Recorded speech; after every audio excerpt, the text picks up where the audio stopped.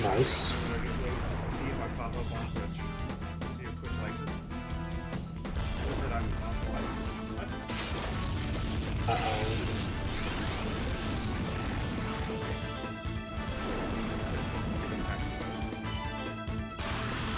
Ah! Aha! Live now. Yes. Okay. So, copy Twitch. And you guys. And my various things.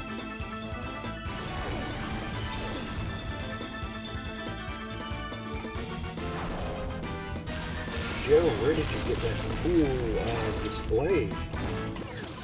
The thing I have on my screen, the With like the little dudes on it, yeah. Pokémon. I had to actually I had to go through and download the plugin for OBS that allows you to, that has like a library of Pokemon, not sprites, it'd be models, I guess, that it pulls from, and then you can look up how I want Suicune, put that in. So took a little bit of effort. Already got 3 people. Wait, is that just us? I think that's just you guys. I think that's just the 3 of us. Oh, one. Because, let's be honest, you think I can just pull that many people? Oh, that attitude you can't. Should I post this in Sam's Discord server? Sure. He posts Twitch stuff in there. Okay, video game, Let me check here. Video game. You kids like video games? Here we go. right? I did it. It's done. It can't be undone. I mean, I could delete the message, but... Alright. Watch now with 3 viewers. One of them is you. Okay. Ooh. Okay. Send tweet. So we've not a way to share our... I guess there's no point in me turning on my webcam. I could actually, if you wanted me to do, it'd be difficult for me to figure it out for me to do it now. But We don't have to do it this time. Maybe next time we can look at it, but this time we don't have to do it. yeah, if you want me to mess around with it, I can add you guys in as another input. I can add you in as a new source. We can figure out adding me once Joe once Joseph stops being shy and gets himself a webcam. No, you can't make me. I can see the thing. Okay, cool. I wanted to make sure that the Twitch plugin also. All right. Well, I don't know if anyone is. Oh, actually, hold on. How are the relative audio levels? How my audio versus your guys listen to each other versus the music from the. It's very hard for me to compare listening to Discord and listening to Twitch, but Yeah, mute real quick. Yeah, mute me in mute everything from Discord. okay.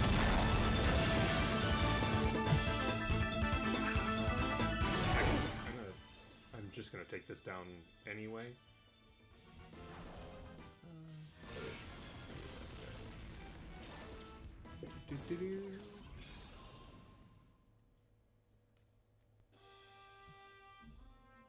What do you think?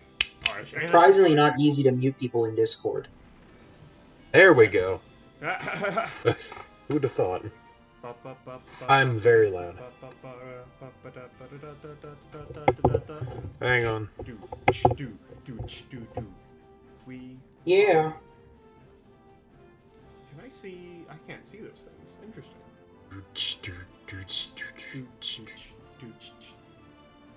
Yeah. I am in loud.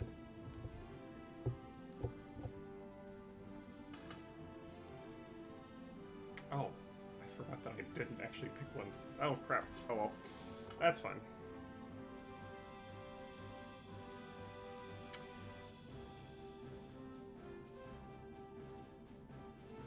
I just realized that Joe, can you bring me down in the call? I can bring your audio. Let's see, I would need to do that in here. Me, Joseph. Am I good? Should I move my mic closer, farther? How do I say you're good. Okay. users? Cool. No, that's not what I want. Can I do it here? Right-click me. Oh, it's on you. I forgot it's on your face. Yeah. All right, I'm gonna take you down. I'm taking you down to about. I'll put you at 80%. What do you think? You have to talk. I don't know. Let's see. Yeah, that seems alright to me. It kind of brought everything into level, I guess. All right. Awesome. If only I could permanently save these settings as opposed to some of these setting savings. Some. Skip it button. Yeah, exactly. Skiddly bop. That's what's happening. All right. Well. Wait, your microphone. So, gentlemen, now that we're finally actually streaming, I have prepared a. There's another person. What? There's another person. There's another person. Yeah, we're at 4. Wow. Nice. Look at that. People want to watch. Looks like Joe's got them Twitter followers. Sure. Or Facebook, possibly. Possibly. All right. Well, since we are doing our favorite movies by year, I prepared a poem for you. Oh man. The years start coming, and they don't stop coming. You're fed to the wolves, and you hit the ground running. It doesn't make sense not to live for fun, because your head gets smart. Crap, I messed it up already. Dang it, I can't remember the stupid song. Alright, that's it. I'm out. We're done. It was the thought that counted. It was the thought that counted. It was the count that thoughted. Word. Yes, so we are live doing absolute nonsense, absolute chaos as per standard operating procedure. We are. Slam poetry. I mean, it's not really slam poetry. It's more like. Just pure slam.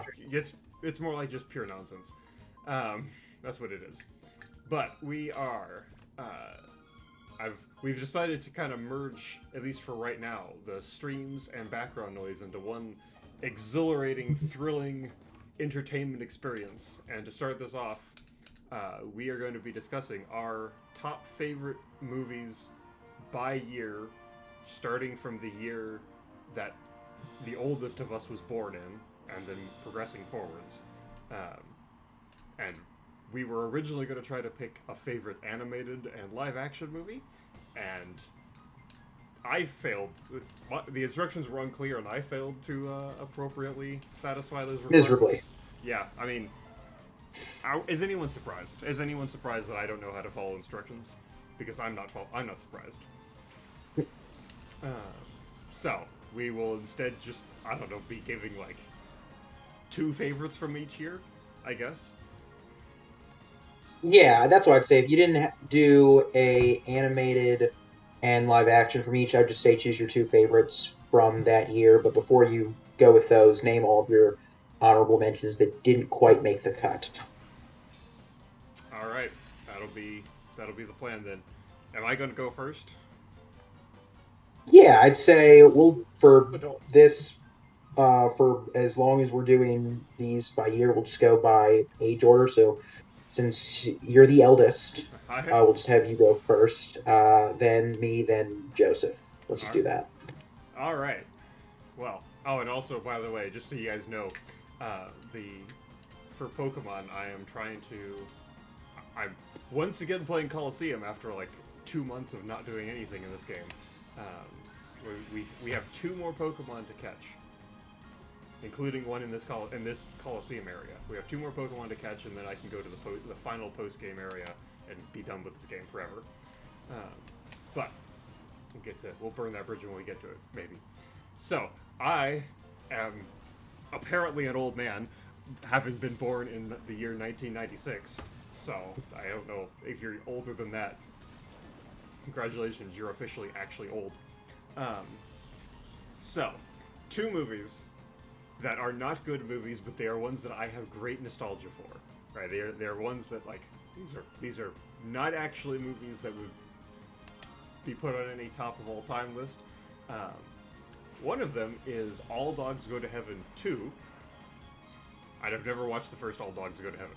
I do have. Was that a direct-to-video film? I think so. It must have been. It was it's a trip. To heaven. It's actually not. The premise of the movie, first of all, is that I guess dogs are angels? I think? Or when dogs die, they become angels? I think. Something like that. But of course. And then there's, like, an angry bulldog that... I don't even remember why he's upset, but he's upset for some reason, and he steals this horn that opens the gates to heaven, and he takes it to a cat who's basically the devil, and they help out some kids. When the dog hero characters that we care about go to retrieve this horn, they help out some kids, and shenanigans ensue. I don't actually remember anything specific from this movie. I just remember enjoying it a lot. The other movie, again, not a good movie, but hilarious, is the original Space Jam. Never seen it. You never seen Space Jam? I have not. A little indie hit called Space Jam. You probably That's never right. heard of it. You've probably never heard of it. It had some very unimpressive cast of characters. You know, no big name actors or anything. Just a bunch of Basketball players or anything no, like that. You're certainly not right any about that, Joe. There's superstars. no big name actor in there. No, I think literally every, except for like there are some kids, right? There are some random kid characters who aren't big name actors, but I think literally every single actor in that movie is a big name actor, right? I mean, or it's a very famous celebrity. basketball player. I would assume so, but again, I haven't seen it. So Okay. Oh no, wait, no, there's Bill Murray. He Yes, shows up at the very end. yeah, Bill Murray shows up, and Danny DeVito Bugman calls him Dan Aykroyd. yeah, yeah. So I'm on Space Jam now. it's a great movie. It's not a good movie, but it's a great movie. It's a hilarious movie, and it's got Bugs Bunny and all the other Looney Tunes doing Looney Tunes things. So what's not to love? What about I like how your ranking system has great, lower than good. No, it's He is going off the ironic enjoyment scale, right? yeah, no. Space Jam is like a -9 or 10 for me, right? It's not a good movie, right? But it's a great, funny, dumb movie. That's where we're at. Fair enough. What about you guys? Where are you at? So those are your only two. You don't have any honorable mentions or anything? Or are we doing all of our honorable mentions first and then doing our favorites? Yeah. So no, go ahead. Okay, so if we're just doing honorable mentions then. Well, no, those are my like. I haven't. There weren't a lot of movies from '96 that I have actually watched. Apparently. Oh, I see. Okay, so we're just knocking them all out here. Okay. Yeah. So for me, I actually had a few honorable mentions from '96. Sure. The only good Star Trek Next Generation film, First Contact, that came out that year, that I think is very fun. We get Twister, which is probably my favorite disaster film. I can't think of another one I actually enjoy more than that. And we get the first Mission Impossible film, which I still find very entertaining. So those were the honorable mentions that didn't quite make it. And let's see here. For my favorite live-action film, very easily has to be That Thing You Do, which was one of the two films Tom Hanks ever directed. It's about this little band in the 1960s that come out with a hit single, and it's basically about this band that becomes a one-hit wonder, their rise and fall from fame. So, great film if you've not seen it. Then animated, I picked Hunchback of Notre Dame. For those of you listening at home, we did an episode on Hunchback of Hunterdom. The Hunchback of Hunterdom, my favorite movie, honestly. So be sure to give that a listen. Yeah. Shameless plug over here. Plug shamelessly. Oh, yes. Oh, there is no shame. So yeah, that's 96 for me. What you got, Joseph? Speaking of no shame, what is it? With honorable mentions, we're going to start out with... I was going to say Twister, but you already said that. You can say it, too. It's a great movie. Good old Independence. Well, Twister, Independence Day. It was a good year for disaster movies. Wow, True. I just realized that. I guess people thought the world was going to end in a few years anyway. But yeah, down to actual picks. For animated, I went for old timey classic. Again, we're babies, so it's an old timey classic. You weren't babies. James and the Giant. You weren't existing yet. It's not very nice, Joe. You shouldn't say things like that. All right, continue, please. Well, non-existent me probably would have thought that James and the Giant Peach was really cool, because it is. Oh, dude, that movie's messed up. Oh, why? Oh, are you one of those people where it, messed them up or something? It grossed me out as a kid. It kind of freaked me out a little bit, not gonna lie. Well, I can appreciate the animation, but I don't know. Something about it just hit me wrong as a kid. I might need to rewatch it now. I don't know. I feel like it's one of those where if you do rewatch it, it's sort of like, oh, well, this is so great, and then you watch it again, it's like, oh, wow, this was disturbing. Because the same thing happened with, well, we'll get to that movie, but yeah, I don't know. I just always kind of liked it. I always liked I guess it's just the fact that it was real, just Roald Dahl, Tim Burton, match made in heaven in terms of creativity. It's just, always stood out to me. Very cool. And for live action, I had to, figured I'd go different. I was going to put it in an honorable mention. I was going to make every one of my honorable mentions a scary movie or whatever, but this is more of an action scary movie, From Dusk Till Dawn. Perfect. For those of you who don't know, From Dusk Till Dawn is pretty much, think of it as like Lost Boys, except in the 90s, so it's a little edgier. These two criminals run into a place and the border of Mexico that's run by a bunch of weird snake-looking vampire people, and they just have to make it till dawn. And then there's twists and turns and violence and Quentin Tarantino and feet and all that stuff. Sure. There you go.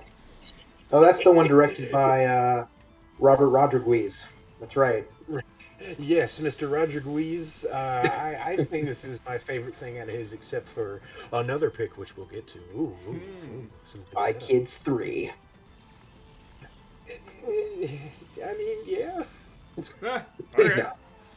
What's wrong with Spy Kids? I mean, don't answer that. Don't answer that, actually.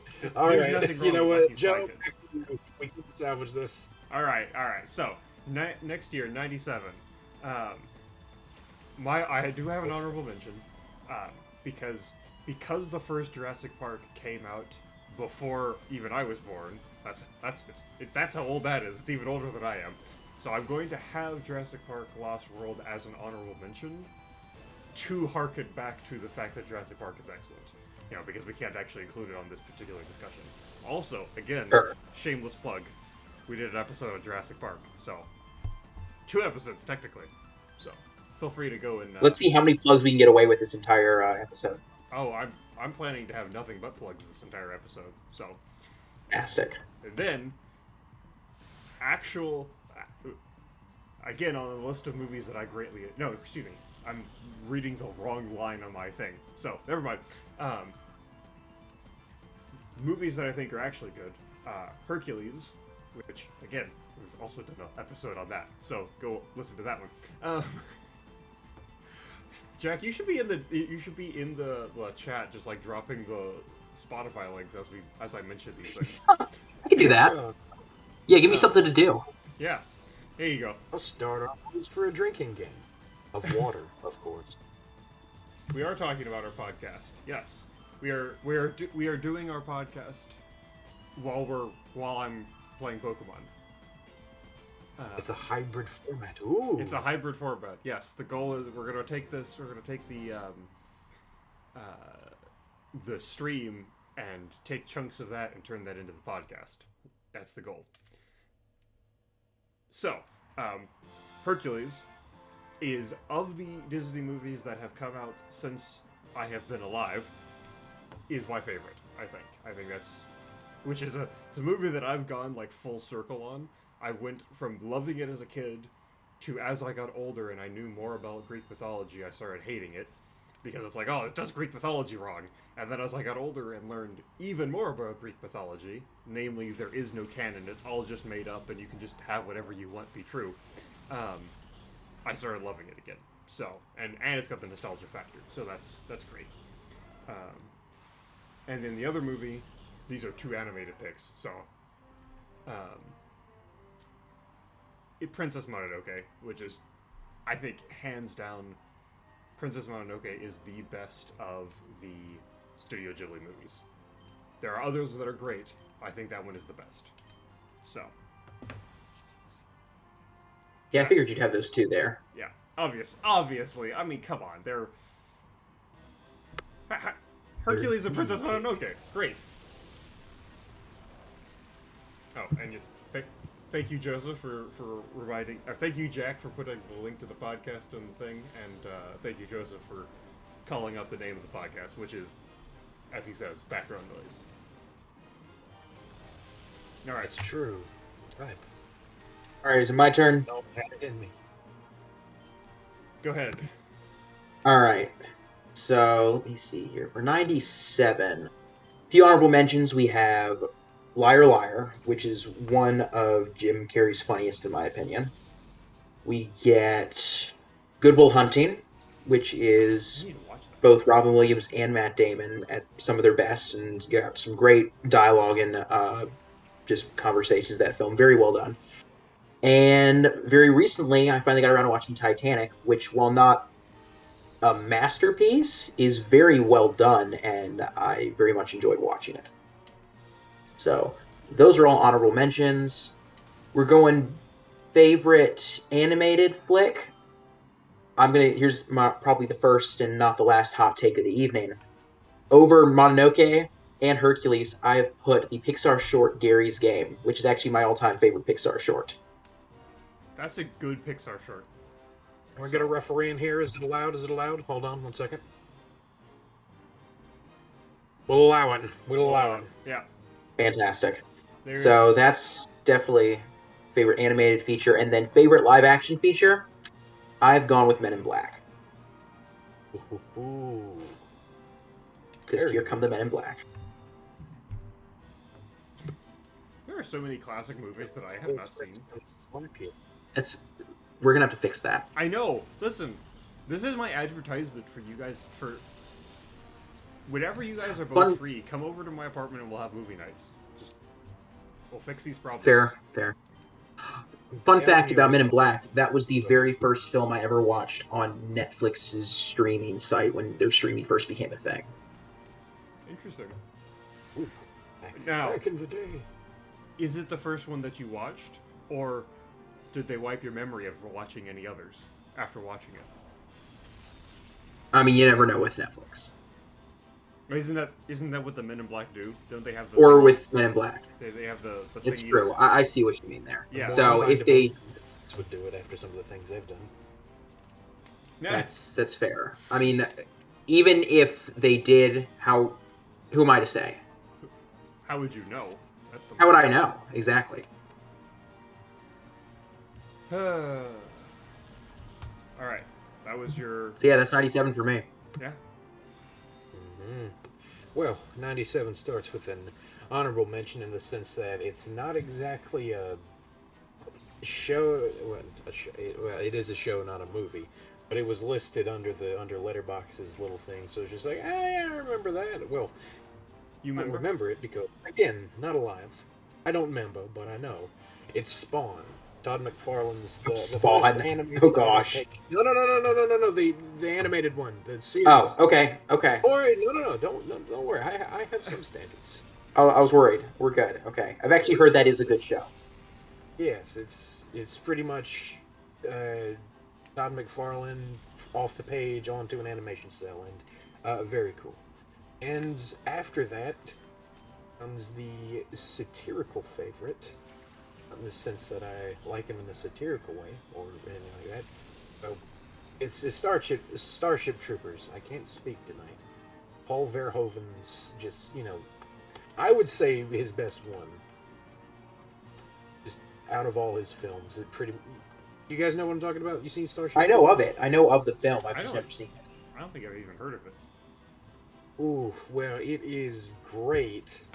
Think of it as like on the surface, it just looks like just your stereotypical like sci-fi action movie. Oh, the space marines are going out to kill the bugs, the like big xenomorph clones or whatever. I don't know, but then it's just like a really it's a really kind of funny, what funny in the like it's a satire of like military stuff. It's a you gotta watch it to make full sense of it, but it's fun. It's fun and really action packed and funny too.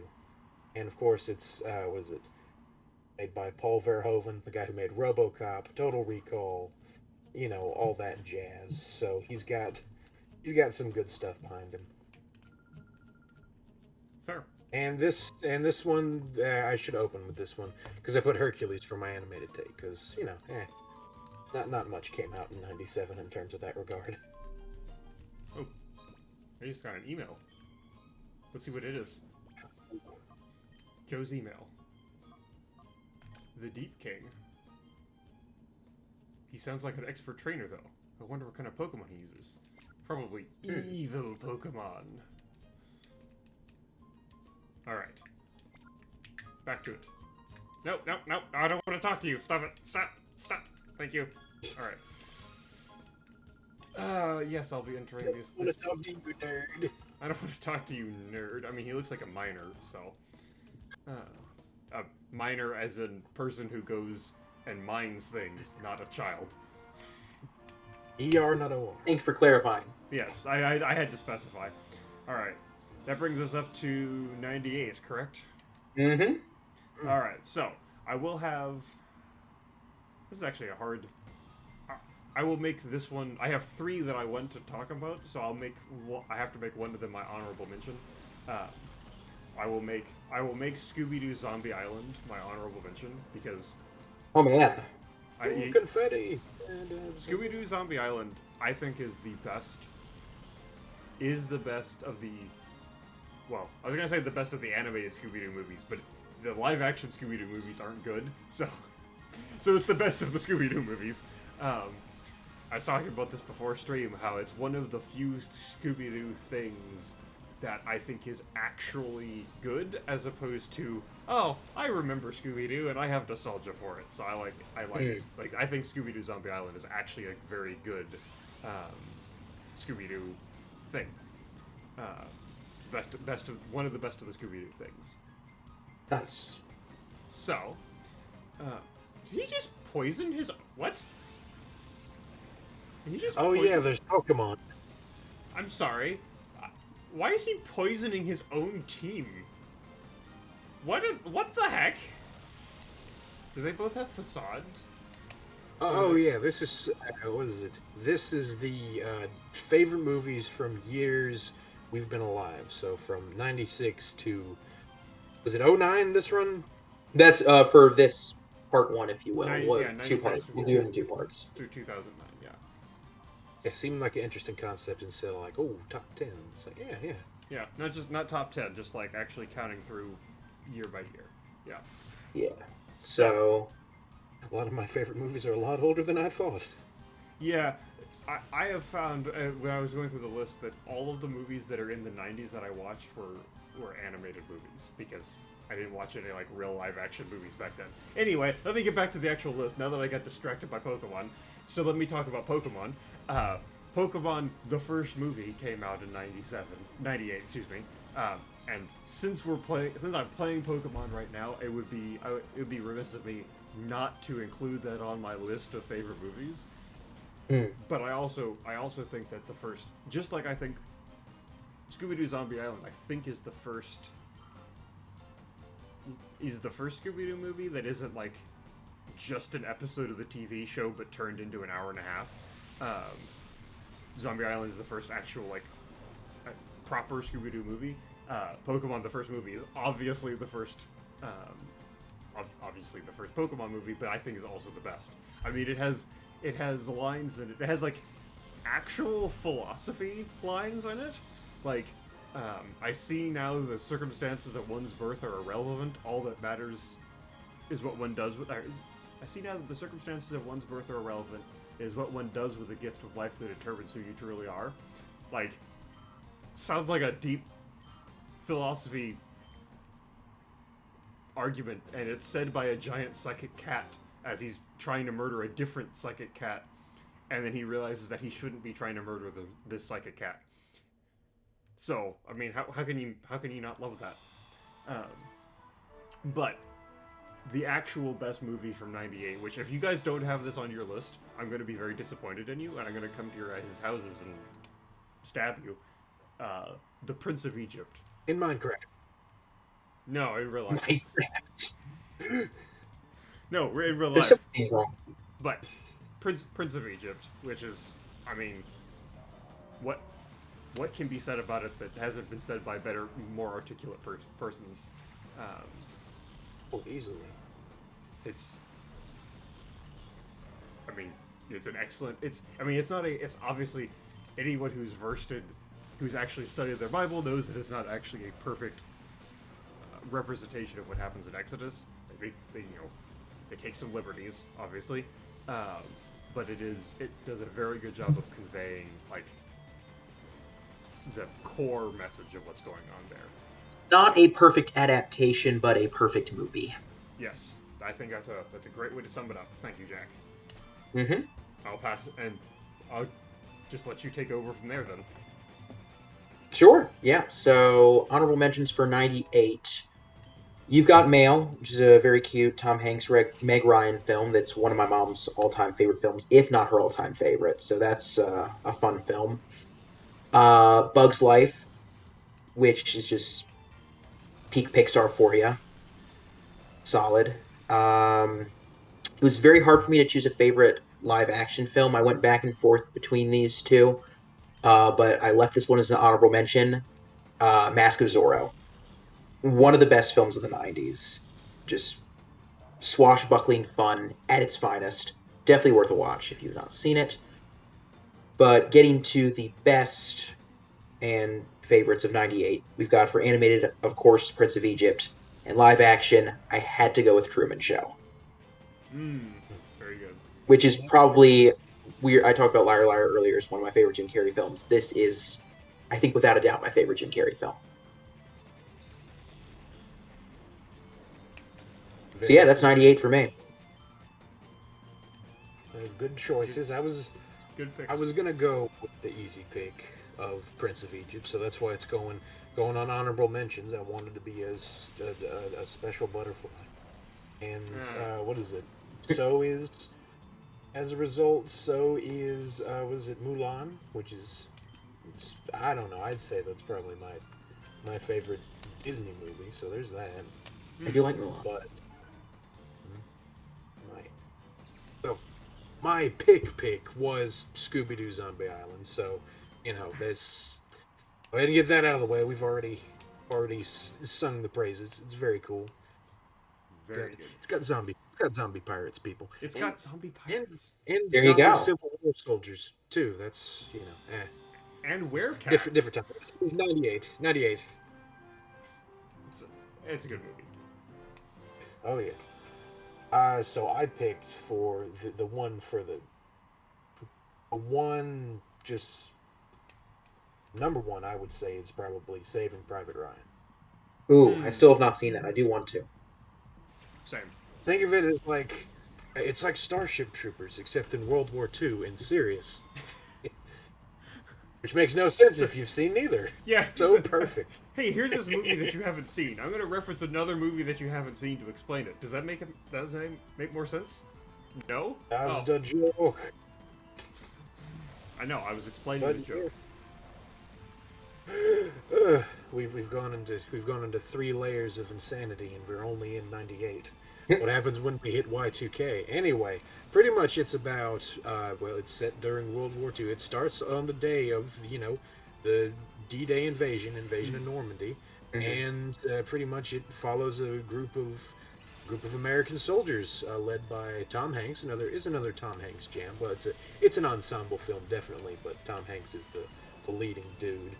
And pretty much follows them throughout this theater of the war, and eventually they get tasked with tracking down the titular Private Ryan, whose brothers all died in the landing, and it's just like about their journey to find him and get him back to his mother before she loses all of her sons, which is, God, just the most morbid part. I would say so, yeah. Dang. Whew. It's just the Shakespearean tragedy almost, except with firearms and Waffen SS members. Pretty sure they had firearms in Shakespeare's day. But Shakespeare didn't write about time periods that had firearms. Never mind. I understand. Yep, never mind. Yeah. Understand. Yeah, there was too many good things in '98, so I really had to narrow it down. Although not as good as 1999. Ooh, transition. Yeah. Move. All right. Speaking of '99, all right. So I don't think this counts as a movie. This was more like a TV show, but it was on what did we use? Letterboxd? Is that the app that we used? Yeah. Yes. It was on Letterboxd as a movie. So I'm gonna say Walking with Dinosaurs as an honorable mention because I love dinosaurs. I love dinosaurs. Dinosaurs are awesome, and it's not like, okay, Walking with Dinosaurs is not the most scientifically accurate because guess what? It's like 20 years old now. We've learned a lot more about dinosaurs in that time. But if you're just like, I want to watch cool dinosaurs being cool, it's like a nature documentary but with dinosaurs, and that's great. How can you not love that?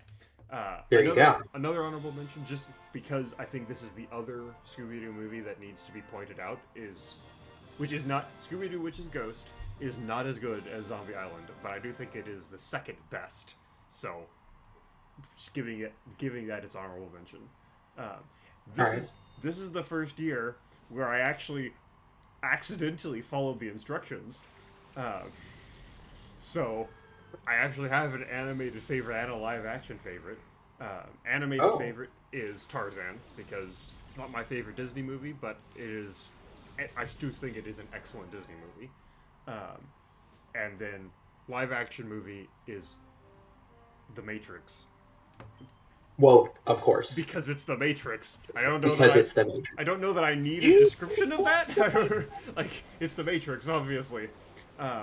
Who doesn't want a action psychological thriller and kind of also a lot of like horror elements to it, although it's not intended to be a horror movie, and deep philosophy discussions and awesome the invention of bullet time to create awesome action scenes. I mean, so I'm sure that you guys... Now, Joe, I'm trying to remember. Didn't we do an episode on The Matrix? I think we did. Right? Yes, Jack, I do believe we did an episode on The Matrix. I think so, too. And if you want to watch... Did we do just one on The Matrix? What? Did we do just one on The Matrix? No. We did two. Did we? I did. Did we? Did we do all four of them, or did we break? I thought we just did one episode on the trilogy, and none of us wanted to do one on Resurrection, so we just talked about the trailer when that came out, and we're too upset to actually talk about Resurrections. But I thought at some point in the future we're going to talk about both Resurrections and the Animatrix in an episode. We could do that. I have still not watched Matrix 4, and I have no intention of watching it unless we are actually doing an episode.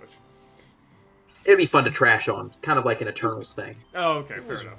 We'll allow it. It's definitely not as bad as Eternals. I'll say that much. I think I liked Morbius more. You like Morbius more No. than Matrix? The Matrix Resurrections, yeah. I mean, that's not hard to do. Like, That's not a hot take, Jack. That's just lies. Just Had to lies. be. nah, I don't know. I've only seen one of those movies, so I can't compare. I found Morbius terrible but hilarious, so at some points, and also very confusing at other points. But we're not there yet. We're getting way off into the weeds. Jack, I believe it's true. Oh, look at that! Someone my posted turn. a link in where you can listen to background noise, the Matrix episode. Look at that. Ooh. That's some vintage background noise for you. Some that episode is so old. Actually, hold on. Wait a minute. That episode is so old that it might be on the YouTube channel. I need to check. I don't think so. It might not be yet. Oh man. Vintage background noise, then Joe's a vintage. Oh wow, that is vintage background noise. Yeah, that's in the first 10. The first 10 episodes are... Second thing we ever did. Oh my gosh. It's the second episode. It is the second episode. Good grief. All right, hold on. Look where we've been, and look where we are going. Boom. Yeah. There we go. That is the YouTube video for our Matrix episode. So. Boom. All right. So Well, looking at my honorable mentions, I had The Mummy because, come on, classic action adventure in the 90s. It does get better than Brendan Fraser screaming at mummies. It's amazing. Galaxy Quest is one of the best spoof films of all time. Very good Star Trek spoof film. Some of Alan Rickman at his best. Tim Allen's great. Really, it's just a very fun film. And this did not end up being my favorite animated film of the year, but it was very close. I chose Iron Giant as another great honorable mention, which I believe was Brad Bird's first film he directed.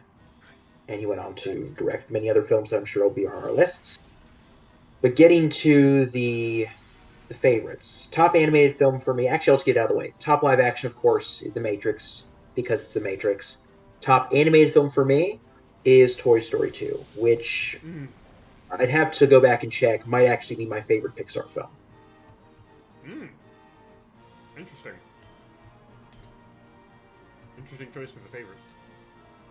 Yeah.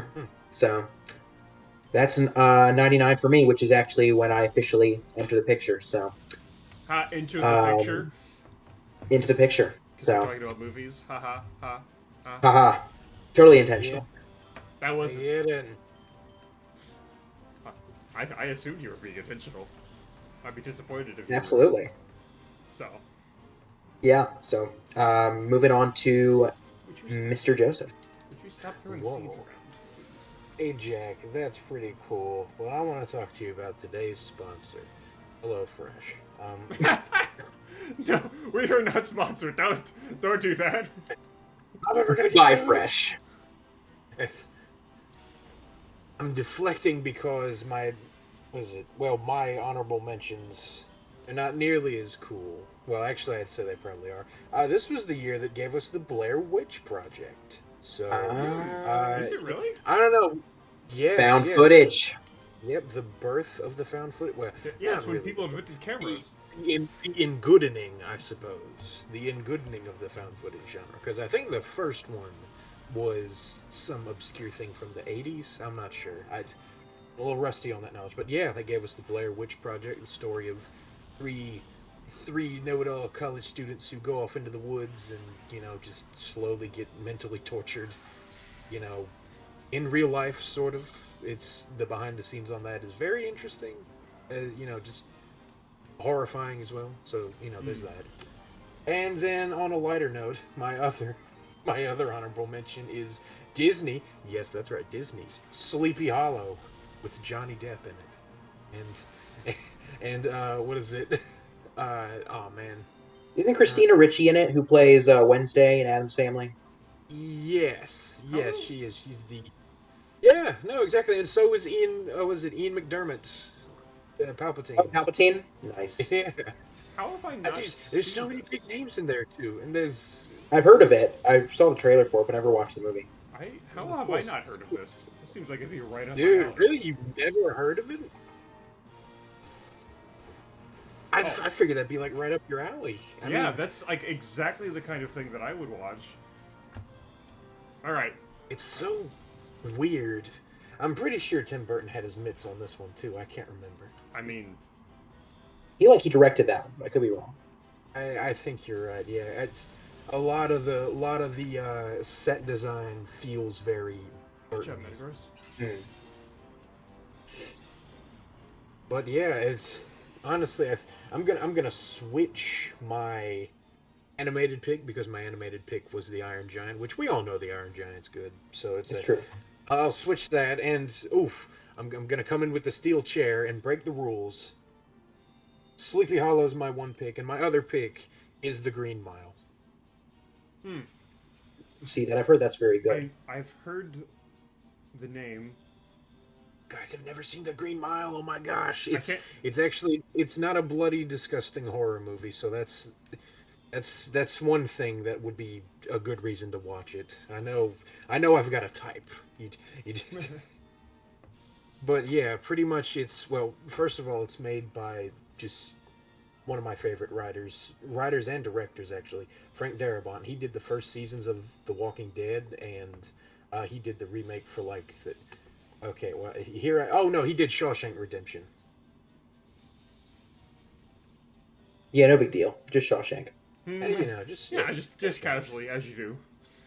pretty much in this vein. It's another adaptation of a well known book. This one's by Stephen King, and it's about it is a very Stephen Kingy premise when you think about it. But it's like the guards in this prison who are looking over you know pretty much the Green Mile, the death row, and pretty much it's just like their chronicles of that, and how they pretty much have this one guy named John Coffey, played by the late great was it?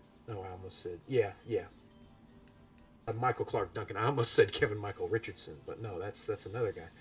Yeah, the late great Michael Clark Duncan, and pretty much he's got this mysterious ability to heal people, and you kind of find out that he may not be in jail for the right reasons or something, and it's a classic. Another Tom Hanks one. It's a lot of Tom Hanks is in a lot of these. I just realized it's the '90s were a good year, good years for him. The '90s were a good year. All of the '90s were collectively a good year. Indeed. But yeah, definitely give that one a watch. Okay. I think I have. I think it is the thing that I was thinking of that I've heard of. So. All right. Well, we have finally hit 2K. Wow. In Y2K. The world's gone! Ah! Yeah, the world. Yes, we've hit the end of the world as we know it. The microwaves. yeah. All right. So, I didn't going through my list. Apparently, I didn't pick out any honorable mentions for this year. Maybe I only had two that like stood out as being stood out as really standing out. But fortunately, again, I actually followed the instructions. The instructions were not unclear at this stage of the operation.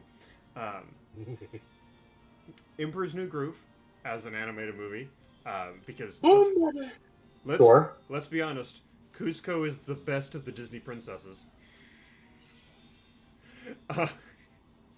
Sure.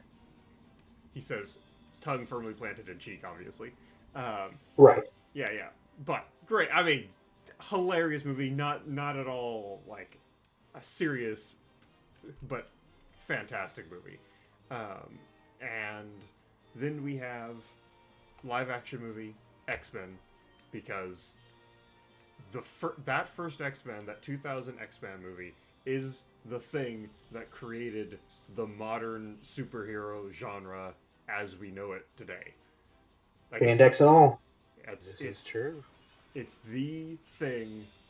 Actually, which is appropriate that it came out in at the millennium, right? The thing that has defined the last 2 decades, pretty much. I mean, growing, but it didn't define it at the beginning, but growing over had to define the last 2 decades. Started at the year 2000 with X-Men, and you could say, hey, I don't like this current trend in movies, but at the time, it was excellent.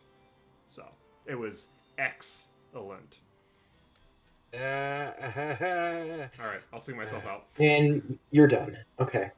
We are in control of the stream now. Do not Honorable address mentions. I don't know if I have the most this year, but I have a lot for this year. This was a very good year for films. First one that comes to mind, I'm going to try and not say one of them because I'm pretty sure Joseph's going to have it as his favorite animated film. So I'm going to leave that one. If he doesn't say it, I will say it, but I'm going to name the others. So Chicken Run, that was one of Aardman's first. That's a very entertaining animated feature. Gladiator, of course. Mm-hmm. And what else we got here? The Patriot, because he stabs a horse with an American flag. Does not get more American than that.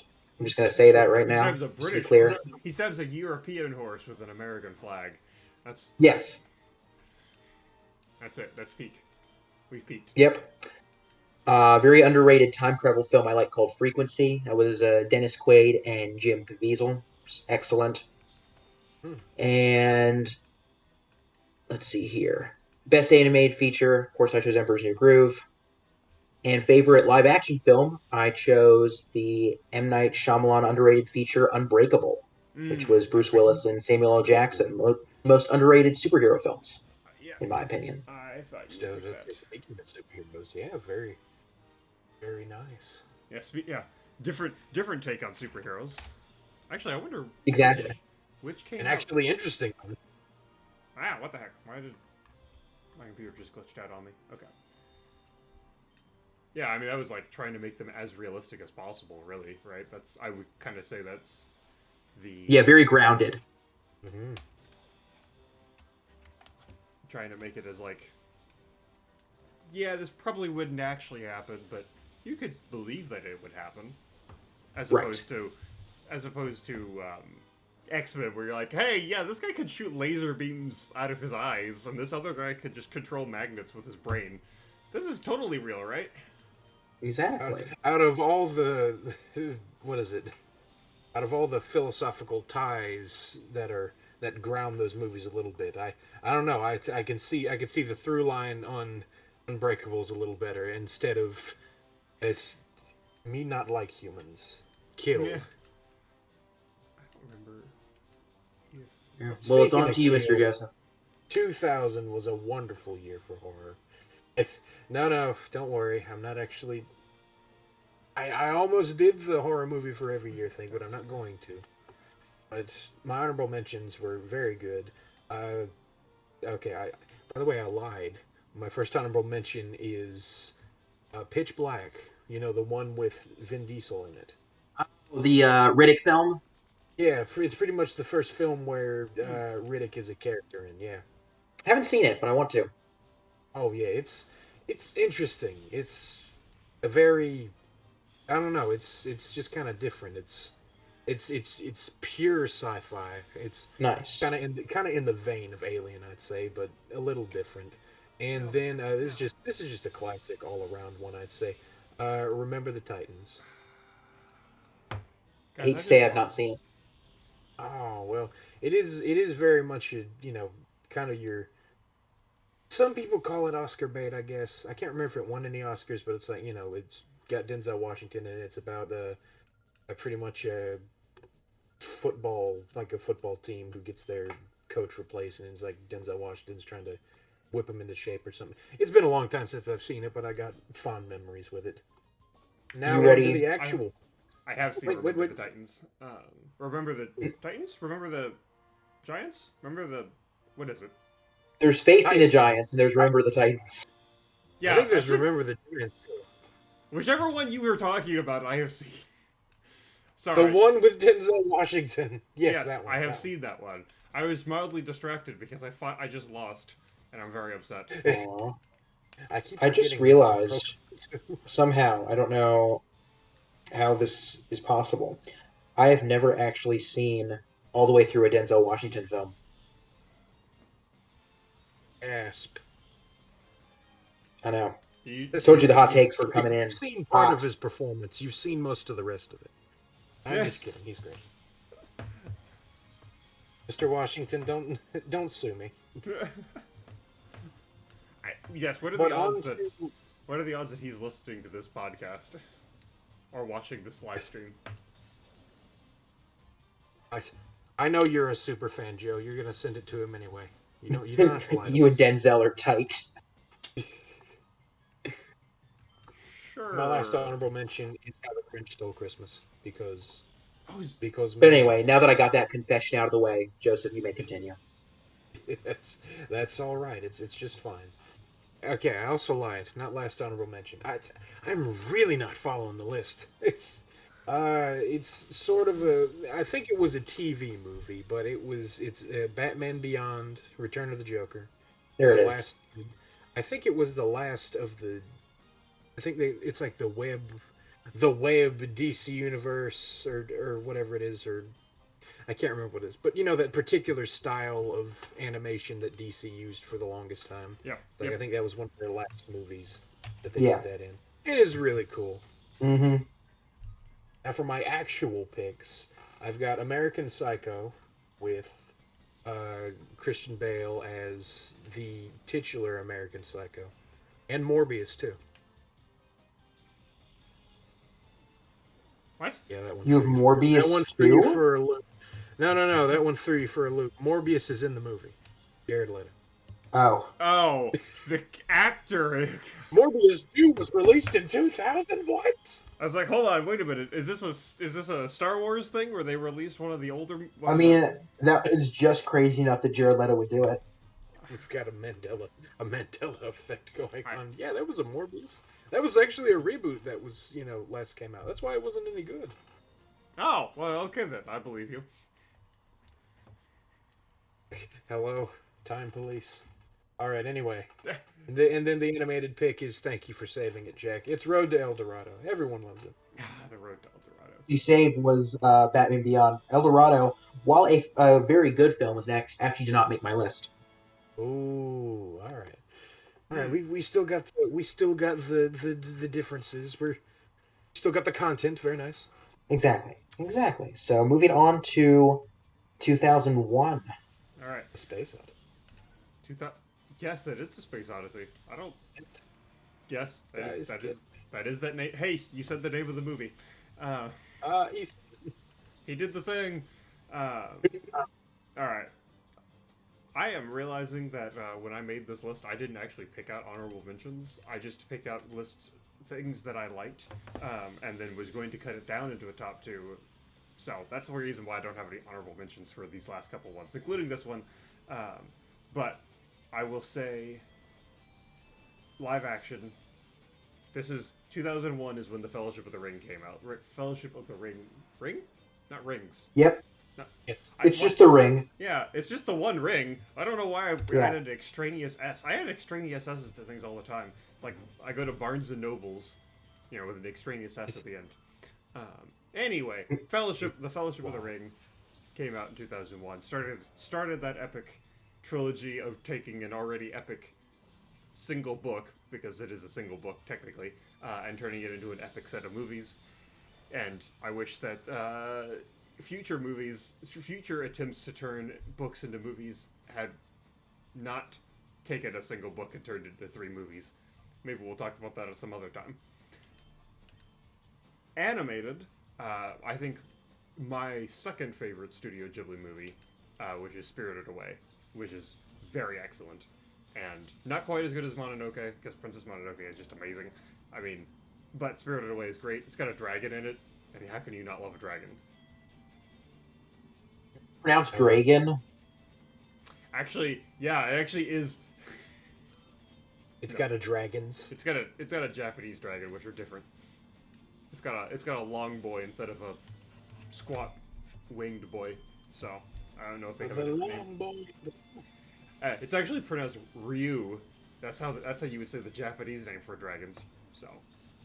Oh, there you go. Nerd. Cool. Look at my. Yeah. Pretty similar when it came to favorites. Honorable mentions for me. One of my all-time favorite heist films, Ocean's 11, with you got that all-star cast of Matt Damon, Brad Pitt, George Clooney, a bunch of other just great actors. Very fun film. Spirited Away made honorable mentions. It's an excellent animated film. Not my favorite of the year, but it is great. And then, of course, not only do we get the first Lord of the Rings film that year, we also get the first Harry Potter film that year, Mm, which I still Oh, find that's very right. charming. is not the And best one, of so, course. getting to favorites, of course, live action's got to be Fellowship of the Ring because it's Fellowship of the Ring. And then my favorite animated film from that year is actually Monsters Inc. because that's one I grew up with and I still adore to this day. Very Were good you choice. Or if you want to be technical, it's Monsters Incorporated. were you old enough to have watched Monsters Inc. when it came out? You would have been what, 4, 3? Younger than that, but I'm sure I did when I was Okay. very young. If it's anything like me, it was either a VHS or just a random thing on cable. I think that Hmm. was the first time I ever saw Monsters Inc., which is indeed on my list because it's Monsters Inc. I mean, See, it's perfect. see, I actually watched Monsters Inc. in theaters. You babies. You little Yeah, baby, I did oh, not. like little I baby. What remember is? watching Monsters Inc. in theaters. So Did they have like cute little popcorn buckets or something like tie-ins or whatever? I'm sure they did, but I'll reveal secrets because I was a child, and this is probably beyond the statute of limitations. But my mom would just bring in snacks all the time. So Oh, well, so Joe, I hate to say it, but I'm part of the IRS's new service. I'm gonna have to come after your mother you're all the one of the way in 80,000 Indiana, extra agents. perhaps. Mm. Again, I don't know what the statute of limitations is on sneaking popcorn into movies, but I'm pretty sure that we're beyond that. I'm sure you'll be fine. But anyway, speaking of sneaking around, this little gem might have snuck under some people's radars because it's actually trash, but I love it. It's Jason X, the Friday the 13th movie where he goes into space. Oh my gosh. I don't know when you look at it from a filmmaking standpoint, it's like, yep, that came out in the early 2000s. It's like a time capsule, sort of like how Jason is frozen in time capsule fashion and sent to space. This is just a review of Jason X now. We're going to be here for a few minutes. Anyway, our movie starts off. No, no. No, just keep And then going. after Just that. go for it. Just go for it. Yeah. No, no. We're already. What is it? We've already hit like an hour. I'm not going to keep us here. Okay, and then after that is actually. I got. What is it? I found this one after watching a little YouTube channel called Dead Meat, and I thought this would be a funny one. It's actually because it's a horror movie starring Snoop Dogg. Yes, Of the course. rapper, Snoop Dogg. It's hilarious. It's called Bones. He plays a guy named Jimmy Bones who comes back from. He's like a '70s gangster who comes back from the dead. It's got surprisingly good production value for such a ridiculous sounding film. I swear. I mean, you don't have to watch it, but it's like I swear I have decent taste. These are the funny haha picks. I swear. Okay. Okay. Anyway, now to the real picks. Okay. We already said Monsters Inc., so I'm going to default on my next choice. This is the year that gave us Atlantis, the Lost Empire, the one that people want Disney to make a live action version of, Hmm. which it's like, oh, it'd be perfect for us. Like, yeah, but don't do it because they don't know how to do that. And they They don't know don't. how to do Yeah. that. They're gonna ruin it. You don't actually want that. You don't know what you're asking for. You don't know what you want. And oh, the number one pick was so difficult. I think I put like three different things down. Uh, I figured somebody'd say Lord of the Rings, so I didn't put that because, I mean, it's Lord of the Rings. I would probably have to say, hmm, Again, I had like three different. Okay, I'm just gonna do all of them. I'm gonna do all of them. What is it? Fast and Furious, Mm. the first one. So it's actually not bad. And then I actually didn't write the other one down. Oh. He's thinking. Oh no. It's gonna take a while. You know I don't do that fast. Oh, Spy Kids. Yeah, here it is. Spy Kids. Yeah. There we go. Come on. There we go. Yes. When Spy you said Kids. speaking of sneaking I'm around, that's locking what I it thought. Good. That's an excellent choice. in. Oh yeah, and that would have been a good segue, Joe. But you know, I'm functioning off of is it a bottle of water and a piece of cheesecake. So I'm not exactly at peak performance here. Okay. The three of us are sharing precisely one brain cell, and sometimes it doesn't switch between members fast enough. Sometimes there's a bit of lag. Yes. Yeah. Well, then I will take that your segue of Spy Kids from 2001 to segue to 2002, where I believe the superior Spy Kids movie is Spy Kids 2: Isle of Dreams, which is, I don't know if it's actually better or not. I mean, neither of them are good movies. They're both hilarious. They're both awesome. They're okay. Like, I mean, when those movies came out, I was the target demographic for them, right? So, obviously. And it's got... Because you were a kid who was a spy, apparently. Yeah, exactly. I was a kid who was a spy. Shh, you blow my cover. Oops. I've blown my own cover, I guess. Yeah, right. It's also got weirdly good, like, weirdly good cast pulls. It's got Steve Buscemi as Steve Buscemi as an inventor who created a bunch of weird monsters, and it's got another line that sounds like it'd be psychologically deep, although it isn't actually, where he's hiding in his base from all of the monsters that he created, and he asks, does God hide in heaven? Because he's terrified of the things that he created too. It's like, well, no, but why is this in a Spy Kids movie? I love that part because like right afterwards it's just a shot of the kids just like what? Yeah, right. And then I will mention Two Towers came out in 2002 as well, because they just did them. I think they did them back to back, one after another for the 3 years, because I think they filmed them all at the same time, right? And then they released them one after another. I think so. Yeah. But the best movie that came out in 2002 is Spider-Man. Following on the train of X-Men, we have the next of the great superhero movies that helped define the genre. You know, not the one that broke ground, but the one that pushed things further. So, I believe, Jack, do we have an episode where we discuss Spider-Man? In fact, we don't only have an episode on the first Spider-Man. We have one on the whole Tobey Maguire trilogy. Wow. Drink. I know. Wow. So you should give that a listen. Indeed. All right. All right. Let you give you a second to post, and then we can go over to you. 2002. Let me see here. Yeah, let me get the episode posted real quick, and then we can knock that out. While you're doing that, we'll see if I can beat this guy in the rematch. Or girl. Sure. It's Venus. Oh yeah. I forget where Pokemonning is. Are you not watching me play Pokemon, guys? Come on. I mean, yeah, I'm watching. Go, Pokemon. But how can we capture Pokemon creatures if we're talking about movies? I mean, we're not catching any Pokemons. We're murdering the Pokemons. Oh, look at that! Look at that link. All right. Look at that. From 2002.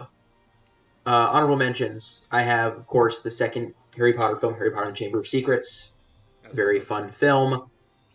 The film version of The Count of Monte Cristo I watched a few months ago and I enjoyed very much. We Oh, get one of the best action films of the 2000s with Bourne Identity, which is amazing. Um, I also put the first Spider-Man film, which is excellent. And one of the best animated films from that year. It's not what I put as my favorite animated film from the year, but you got to put Treasure Planet. I had to have it on there. So, fair. but then we get to favorite live action and animated. Favorite live action, of course, is going to be Lord of the Rings: Two Towers because Lord of the Rings that is my favorite film trilogy anyway, and my favorite films in general. So we will have to talk about those at some point. But then favorite animated film has to be, of course, Jonah: A VeggieTales Movie, the classic, um. which I do actually remember seeing in theaters. Oh. Oh, Wow. Of all the things to remember. I mean, I guess that'd be the one. That'd be the thing Hey, that's worth a it. kid has never seen a vegetable that big in his life. Is that actually the tagline of the movie? It should have been. it really should have been. Oh. Oh, that's hilarious. If you had told me that was the tagline of the movie, I would have 100% believed you, so. Who paralyzed? Oh, did I paralyze? So yeah, that's 2002 for me. Okay. 2002 was a fun time for me. Being 2 years old, my was it honorable mentions have to be. It's a little. I swear, if any obscure like mid 2000s thing needed a sequel, it would be this one, just because it's so ridiculous. You guys might have heard of it. It's called Reign of Fire. Oh yeah, that's Christian Bale, right? Or is that Yeah, Matthew McConaughey? they're both in there actually. Yes. Okay, heard that's good. I Actually, think I saw that on the list and it looked like it was interesting, so. Oh Please, yeah, it's please like enlighten us. Okay, well, it's like modern day 2002. It like mining in England Oh. rediscovers dragons, and essentially it's like they they're like actual dragons. Like they can't be killed. They like scorch 80% of the planet, and it's just like these people trying to hide out afterwards. Like they live in this castle that they fortified. Like it's like a post-apocalyptic fantasy thing, and they just kind of have to survive like these attacks by these dragons. And then like some U.S. military guys, one of them Matthew McConaughey, just show up and like, all right, we're gonna kill these here dragons with our big guns and stuff, and then it just kind of escalates from there. It's I can see why it didn't take off, but it's like one of those like, okay, I don't regret watching it. It's just like, not bad, not bad.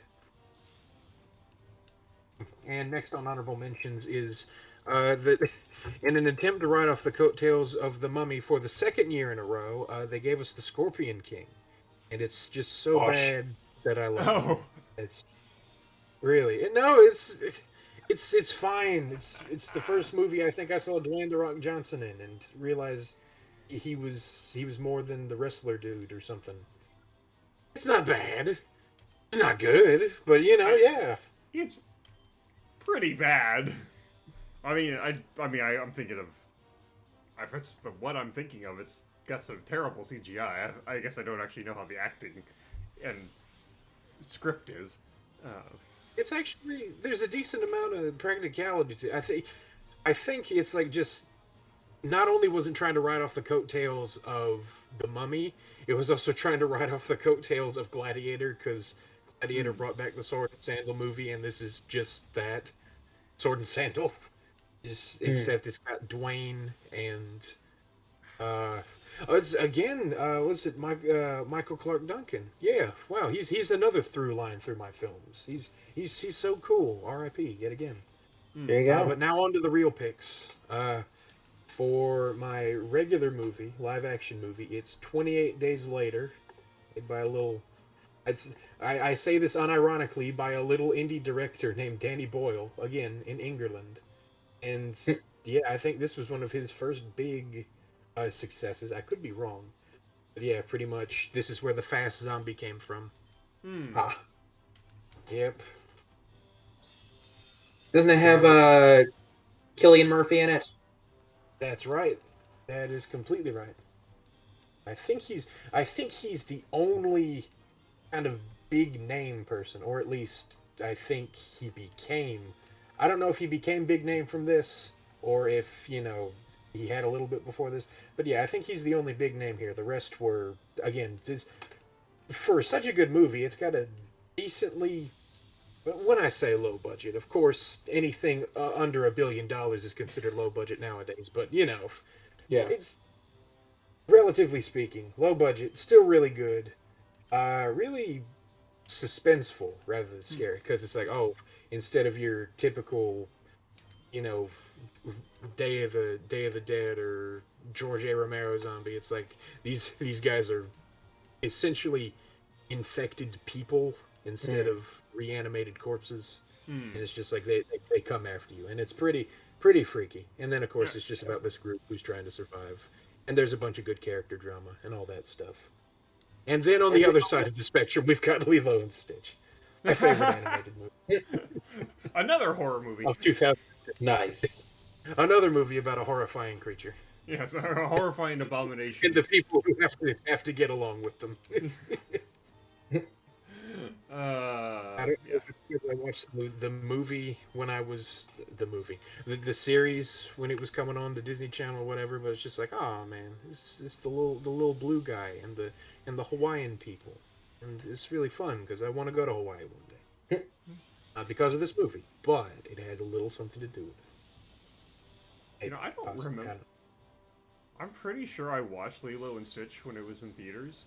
I don't remember anything from that movie. Hmm. Like everyone talks about how it's so great. I am almost certain that I watched it. I don't remember anything from it, so I don't know what that tells you. Maybe it tells you that I have terrible taste in movies. I don't know. You just don't remember. I don't Is remember. that the one time your criminal mother didn't bring in snacks, so your memory's a little foggy? Sure, Is that it? sure. We'll put it that way. Um,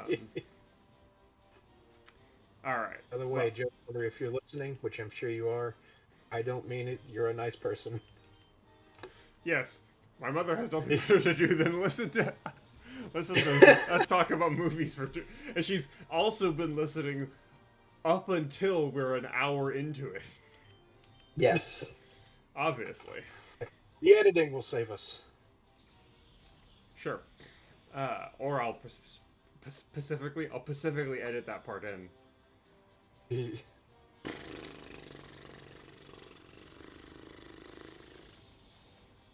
All right. So, obviously, in 2003, we have to round out our trilogy with the Return of the King. But Of course. I'll let other people talk about it Okay. more. And then also we have X2, the sequel to X-Men. For those of you, for the three people who don't know, which I would say X2 is probably better than X-Men. I would agree. Yeah, I think that's not a particularly hot take. Yeah. Pretty warm. And then, but the one that I want to talk about, because personal favorite, pride and place in my heart, is Pirates of the Caribbean: Curse of the Black Pearl, which is Of course. Yeah. which is just those three actors and some random people helping them out, pretending to be pirates.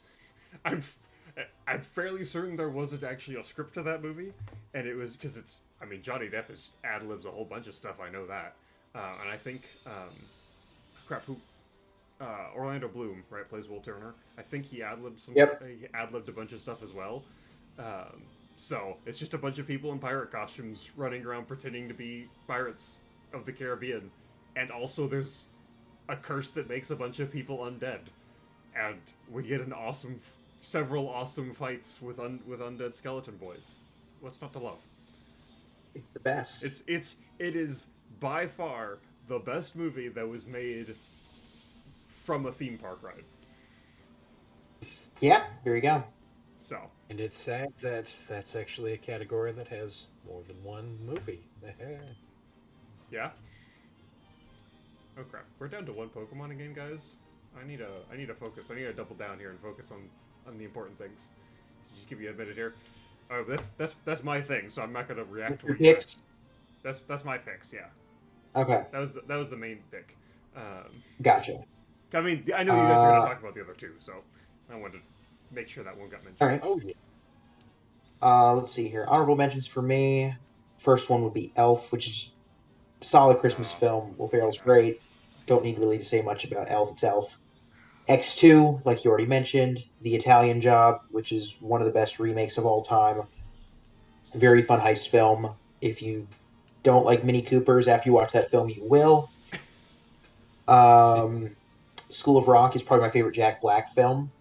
It's just hilarious and actually has some pretty fun music in it too. And you already mentioned Pirates of the Caribbean, Curse of the Black Pearl. Brilliant film.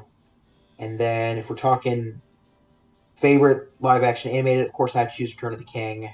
They wrapped up this trilogy on the highest note they could have possibly done, and it's perfection. Animated, I went with Finding Nemo.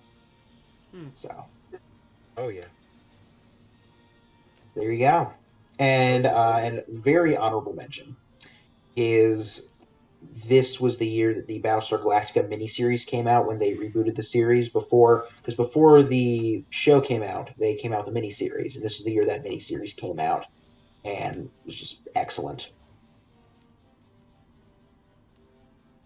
Hmm. I hear you like Battlestar Herbert, Herbert. Galactica. Well, let me tell you what I have an extreme word tangling obsession with, and that's the first Bionicle movie, Bionicle: The Mask of Light. Pure, pure, wholesome, amazing filmmaking. Scorsese wishes he could make this animated classic. The nerd, what? Yeah, okay, yeah. Again, it's one of those movies you look back at it. It's like, oh, this was a cornerstone of my childhood. It's like, oh my gosh, early 2000s 3D animation. Why are they stretching so weird? But yeah, once you get past that, it's a pretty fun movie. I realize now. Guys, I have another email. Ooh. Hold on. This was also. We've been slowly getting more information about the Deep King. He uses a Shadow Shuckle! Not like I didn't already know that. He could be very tenacious. I mean, it's a Shuckle. Shuckle is terrible. Shuckle is a terrible Pokemon. Oops. If that emailer interrupts me one more time, I'm about to head over to where Yep, you show that minor who's boss. he's in.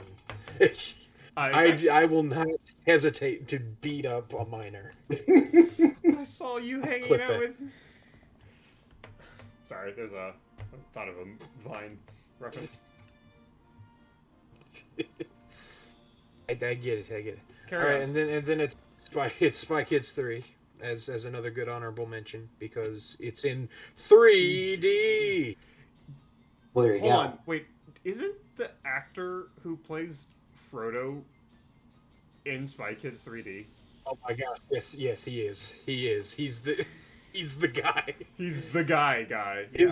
No, really, his character's name is the guy. Yeah. He's supposed to be the super cool dude who's the greatest at this game that came out 2 days ago or something. I don't know. It doesn't make sense. And then he just dies. He dies 2 minutes after he gets introduced. Yeah, because he like goes into a fight and then he just like gets all of his life sucked out of him or some nonsense. The movie was wild. It's great. But it's definitely a step up from the Lord of the Rings. He should feel honored to be. Oh yeah, that's his peak right there. Going from Return of the King to Spy Kids 3D, definitely a step up for Elijah Wood. Do you think he was in like some kind of rap party or something, and is for the movie? It's just this is the greatest moment of my life, and then he's like walking through some kind of back lot or something. And he sees old Robbie Rodriguez, and he's like, hey, Want to be in my movie? It's like, you know what? Why not? He's like, I have roughly 5 minutes to kill. Sure. Why All not? right, put this green suit on. We'll be fine. Yeah. Oh, wonderful. Oh man, we need to do the Spy Kids trilogy now. But other than that, Brother Bear was good. I don't care what everyone else says. I like it. And then this is the year that gave us Freddy versus Jason. Don't worry, this is honorable Yeah. mentions. Don't worry. I just, don't give me an I know it's bad. With But, you with know, Brother Bear, that's one that it's very hard for me to watch because it's very sad. It's not a happy movie. There's a lot of scenes that kind of oh, break you, especially because Phil Collins has this really good soundtrack playing in the background. oh yeah, that's So right. it's a lot, man. It's a lot to handle. But anyway, it's a good film. No, it's a very good point. It it actually I think that's why some people don't like because it is kind of heavy for It's brutal. a movie about two bear people. Well, one's a bear person, one's just a bear. But that's aside from the point. Freddy versus Jason. It literally took them 20 years to make this movie, and it came out in 2003. So it's like, all right, we knew it wasn't going to be any good. But dang it, it's all right. I mean, is it a solid Okay. negative movie? It's an amazing negative movie, All and right. the thing is, it's a negative movie in terms of just being a movie. But then when you like factor in production design and stuff like that, it's like, wow, I actually cared about this. It's a shame it doesn't show. All right, now onto my actual picks. I feel like I'm hogging up the honorable mentions sections. Anyway, animated one is of course Finding Nemo because Finding Nemo is awesome. Go ahead, Joe. I didn't mean to cut you I off. was gonna say the reason you feel like you're hogging them is because I don't have any honorable mentions usually. So This is true, This is- slightly, and of course, Return of the King is the best out of any of these out of this year. But I figured we'd talk about it, so I picked a different one. I picked the Korean masterpiece. I know. I'm a snob who likes foreign films. Old Boy. You guys might have heard of it. But it looks very dark and sad, and that's Oh, usually not my go-to. horribly. However, it's just it's good cinema. Problem is, it's incredibly sad. You gotta power through this intense emotional crap to get to Like the. it makes Brother Bear look like a comedy from just the trailer. Oh, easily, yeah. But Park Chan Wook, I've butchered that man's name, but yeah, I'd say this is his best thing. Hmm. He's made a decent amount of stuff that's been. Well, no, I was gonna say, oh, it's pretty popular in America. No, it's mainly just Old Boy, but that's not a it's not a dig at any of his stuff because we filthy Americans don't like it. But anyway, yeah, it's a technical marvel, heavy as all crap. Uh, don't watch it when you're having a good day. Don't watch it when you're having a bad day. Actually, it'll just make you feel worse. So watch it when Yeah. you're having a mediocre day. Just a I day. suppose Watch it when you're having a it'll, day. it'll improve. It is one of the movies of all time that you can watch on a day. Of all the movies that you could watch on a day, this is one of them. Hmm. What a It reveal! is very Yeah. pretty much. It's well, even getting into this and like just the little summary, tiny couple word summary, robs it of its kick. It's very interesting. Hmm. But anyway, on to 2004. Take it away, Joe. All right. So, I actually have some honorable mentions because 2004 is a weirdly awesome year. So It's true. So, all right, we got Howl's Moving Castle, which I would say probably maybe my third pick on Studio Ghibli movies. And also, I don't know if you guys ever read the book, but the book, Howl's Moving Castle, is maybe even better than the movie, which is not a knock on the movie. Like, that's just, the book is very good. Maybe it's not so good now that I'm old. I read it when I was like in middle school, because I'm old. And then we've got I will have as an honorable mention Harry Potter: Prisoner of Azkaban. Harry Potter is my favorite book series, not because I think it's the best book series that has ever been written, but it's because it's the one that I have the most nostalgia for. However, I don't really like the movies as things on their own. I only like the movies as, oh, I love the books, and this is like live action versions of the books. However, Prisoner of Azkaban is one of my favorite is one of my two favorite Harry Potter movies that I actually, and it's the one I actually like as its own thing.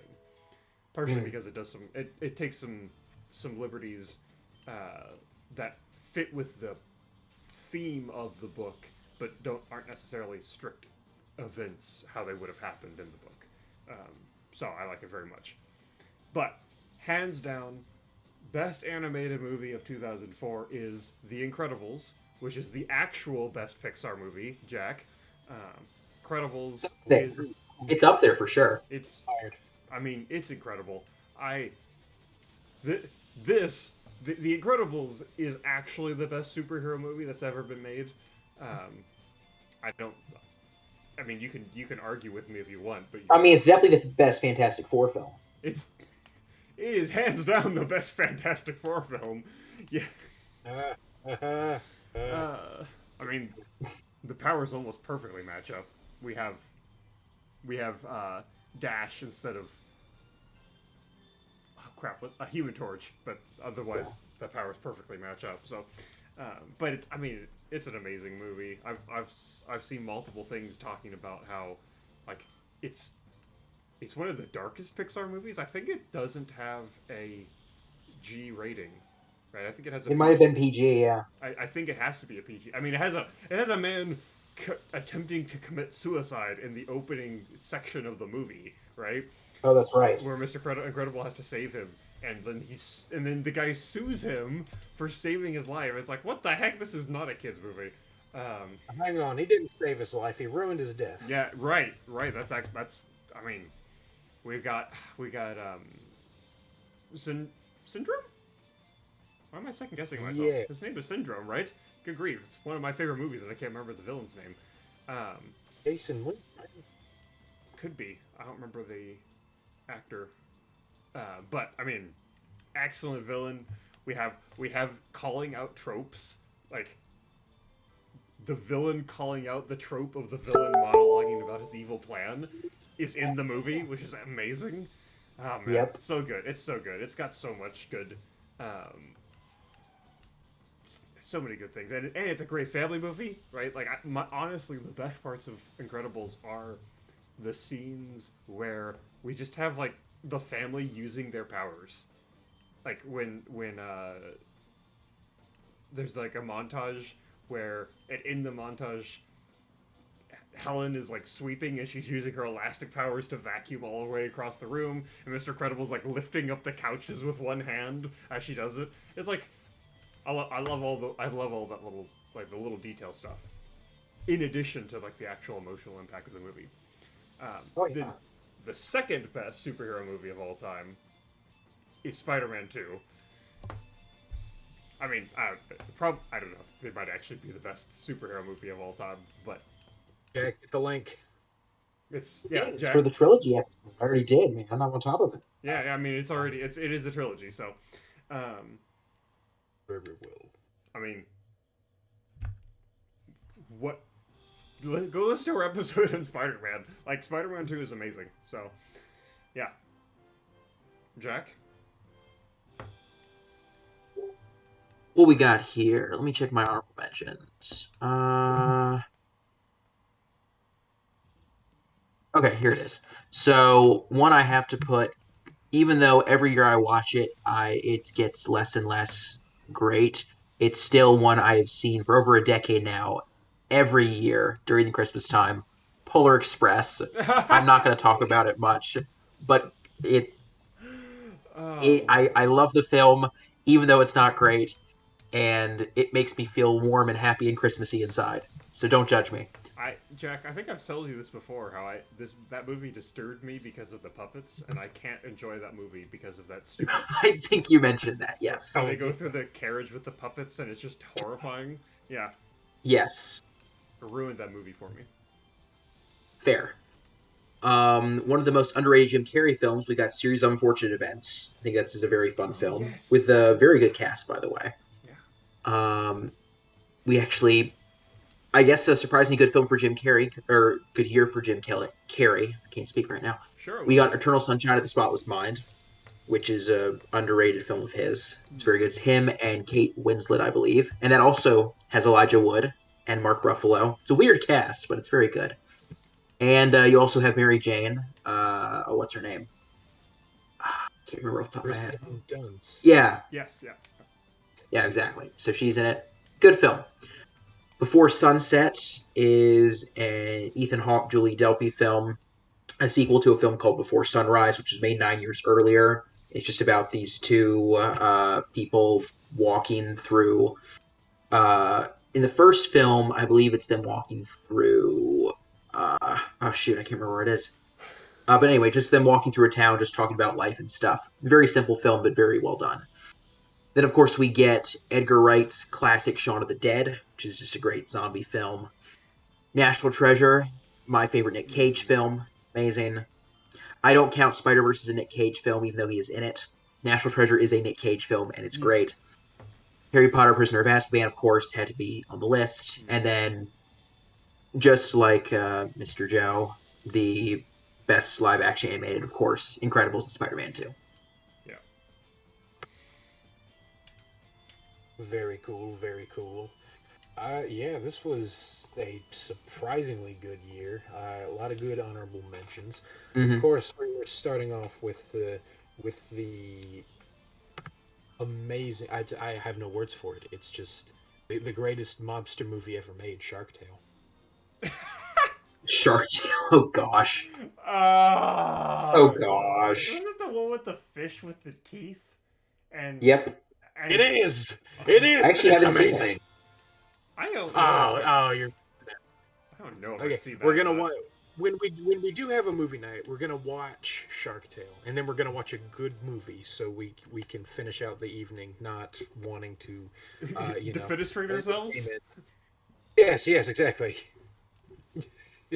Again, it's just one of those early 2000s riding off the coattails of a more popular film.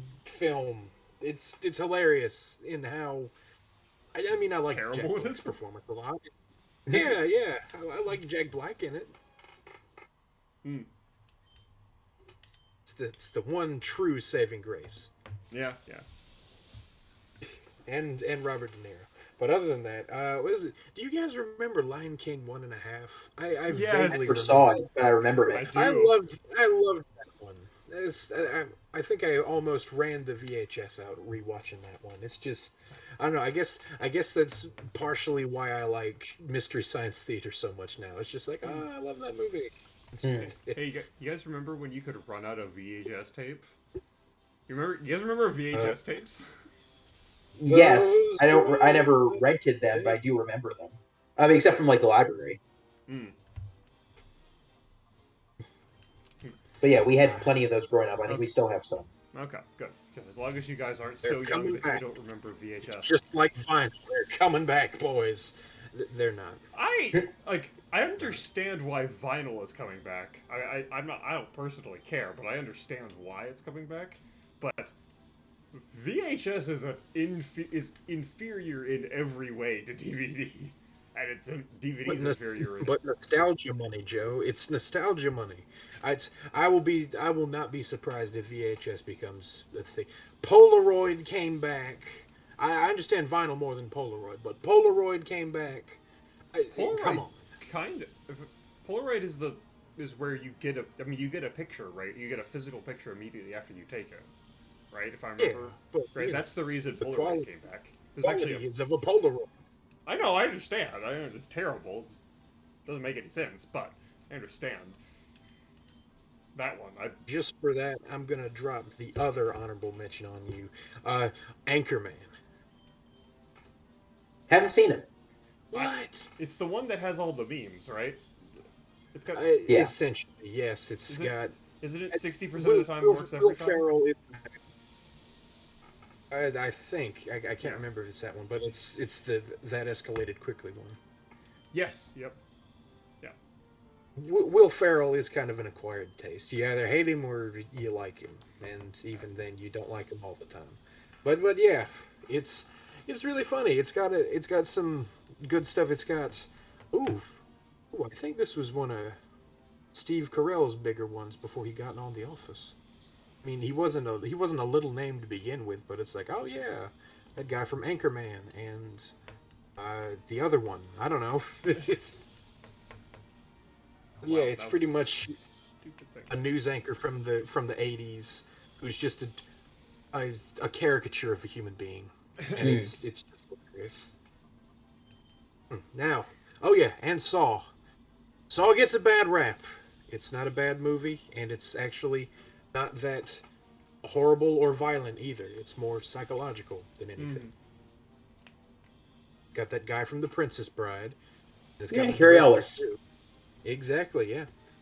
And it's also got Detective Tab, also known as Danny Glover. Yeah.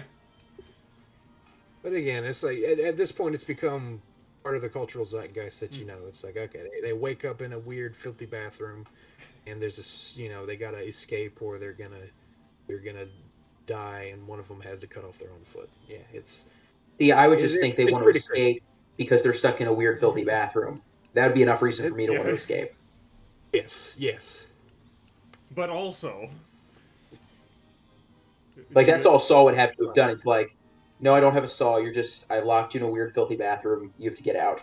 It's like, oh, yeah, that's enough reason for me. Yeah. You win, Don't you want Saw. Yeah. don't you want to know the consequences? The consequences are me having to stay in here. Yeah. I'm good. Yeah, All right, actual picks. Animated movie. I'm being crazy again. I'm off. I'm unpredictable. Oh man, You guys already picked my one, so I went with yeah. Shrek too. Hey, that's fair. there you go. I started. Yeah. I Respectable. started off this episode singing uh, whatever that stupid song is. Holding So out for a hero. no, All Star. Oh, Oh, yeah, the first one. Yeah.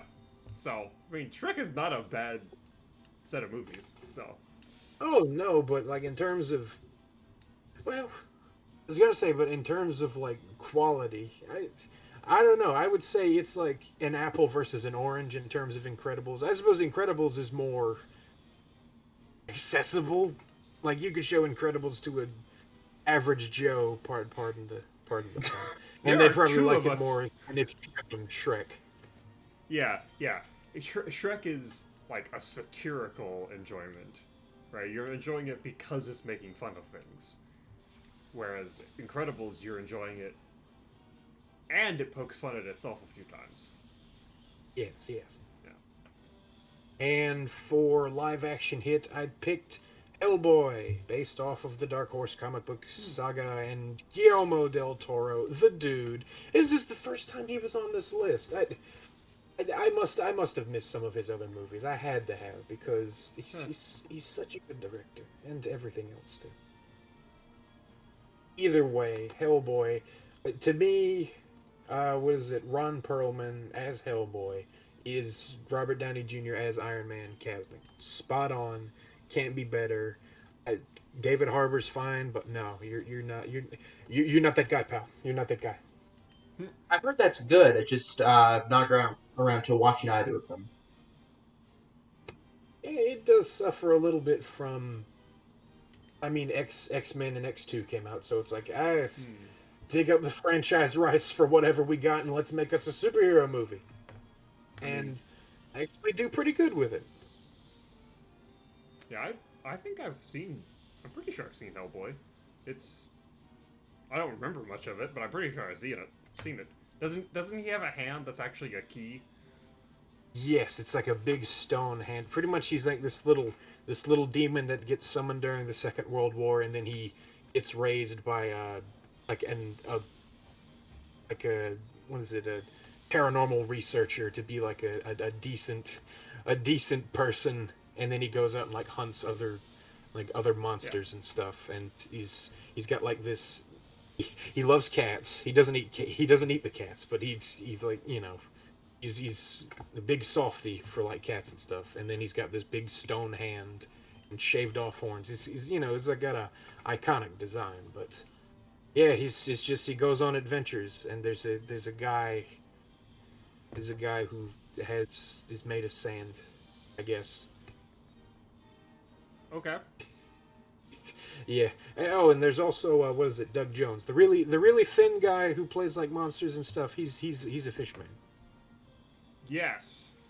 Yes. Exactly. There's the I- fishman, Abe Sapien.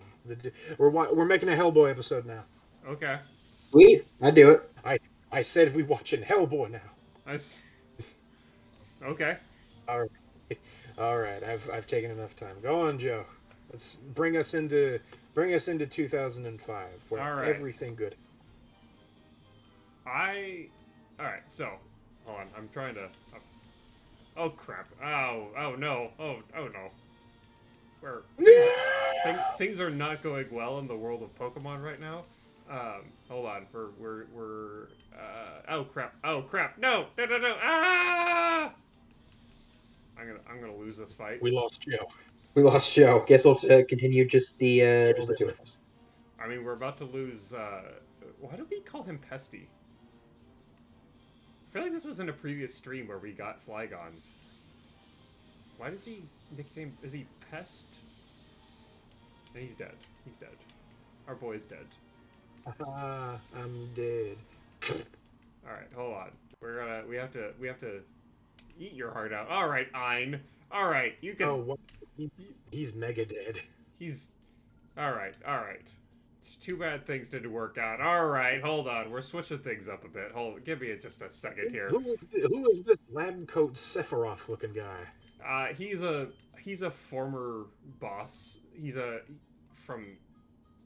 Hold on, I need to figure out who is which item. Do you have the experience share? You do have the experience share. Okay. I need to deposit. I'm gonna give it to. I just realized we're halfway there at this point. We've hit 05. Are we? Well, we're only going up to 2010 today, right? 2000 through 2009. We'll stop at more 2010. Yeah. So, yeah, if you're setting that up, Joe, do you want me to start or you? Yeah, go ahead. You go ahead. All right. 2005. Not a ton of honorable mentions for me. I think there were some good films, but ones that like were pretty close to the top. Cinderella Man is a very underrated boxing film. I think is great. That's Russell Crowe. Can't remember who else is in it, but it's very well done. Of course, we get the start of another excellent trilogy with Batman Begins, and it was very much a struggle for me to find a favorite animated film from this year. I put the short Jack Jack Attack because it's a great short, but this is definitely a year where I'd rather have two favorite live action films, and of course, those for me would be Chronicles of Narnia, Lion, Witch, and the Wardrobe, which is just a very excellent film, and the film Serenity, which is the film that wraps up the Firefly television series, which Rip Firefly. throughout the whole thing is just perfection. Yeah. Oh yeah, that's right. That was the thing. That was a thing. Remember Firefly? That thing that lasted for like 6 episodes, I think.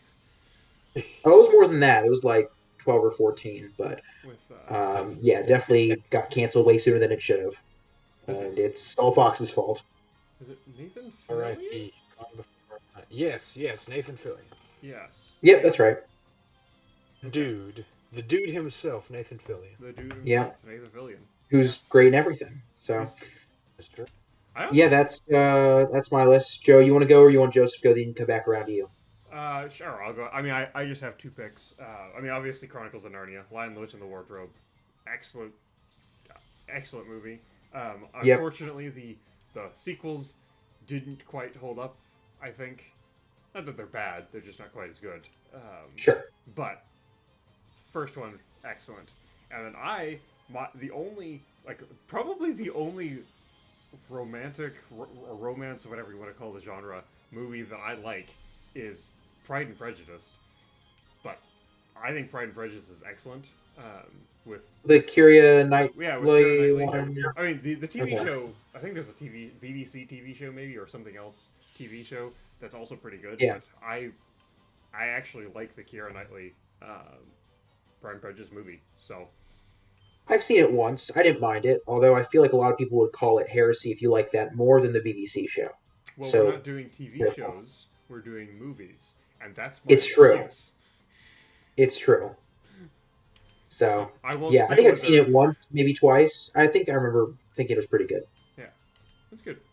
I'm not the biggest Jane Austen fan. Nothing against her. I just haven't. Okay. I've just not read. Jane Austen episode, Joseph. You're hosting. Let's go. Let's do it. Oh no! Oh, it got turned. It got turned against me. Yeah. You turned her against me. You turned her against me. Through the lies of the. Anyway, You've done that yourself. Your new empire, founded by King Kong. Yes, we're starting out with King Kong. The really, really, really long movie by Peter Jackson. It's I don't blame him. It's hard to follow up Lord of the Rings, but he did it with King Kong, and it's this one. What is it? If we're doing a childhood trauma in the sense that Jack here's his brother Bear and Joe yours is the puppets. King Kong, the DVD scared me. Not Like the the DVD content, itself, or the what was on the DVD DVD? itself. The DVD physical itself disc. The visible disc. If you'll go to Letterbox and you'll see what is it? Kind of the poster for King Kong. It was that, except he's looking out. It was like he's like looking out at whoever's holding the disc, and it's like a completely black background. He's just staring into your soul, and it's just like I don't like that. I'm scared of that. Put that away. But other than that, it's actually a really good movie with very bloated.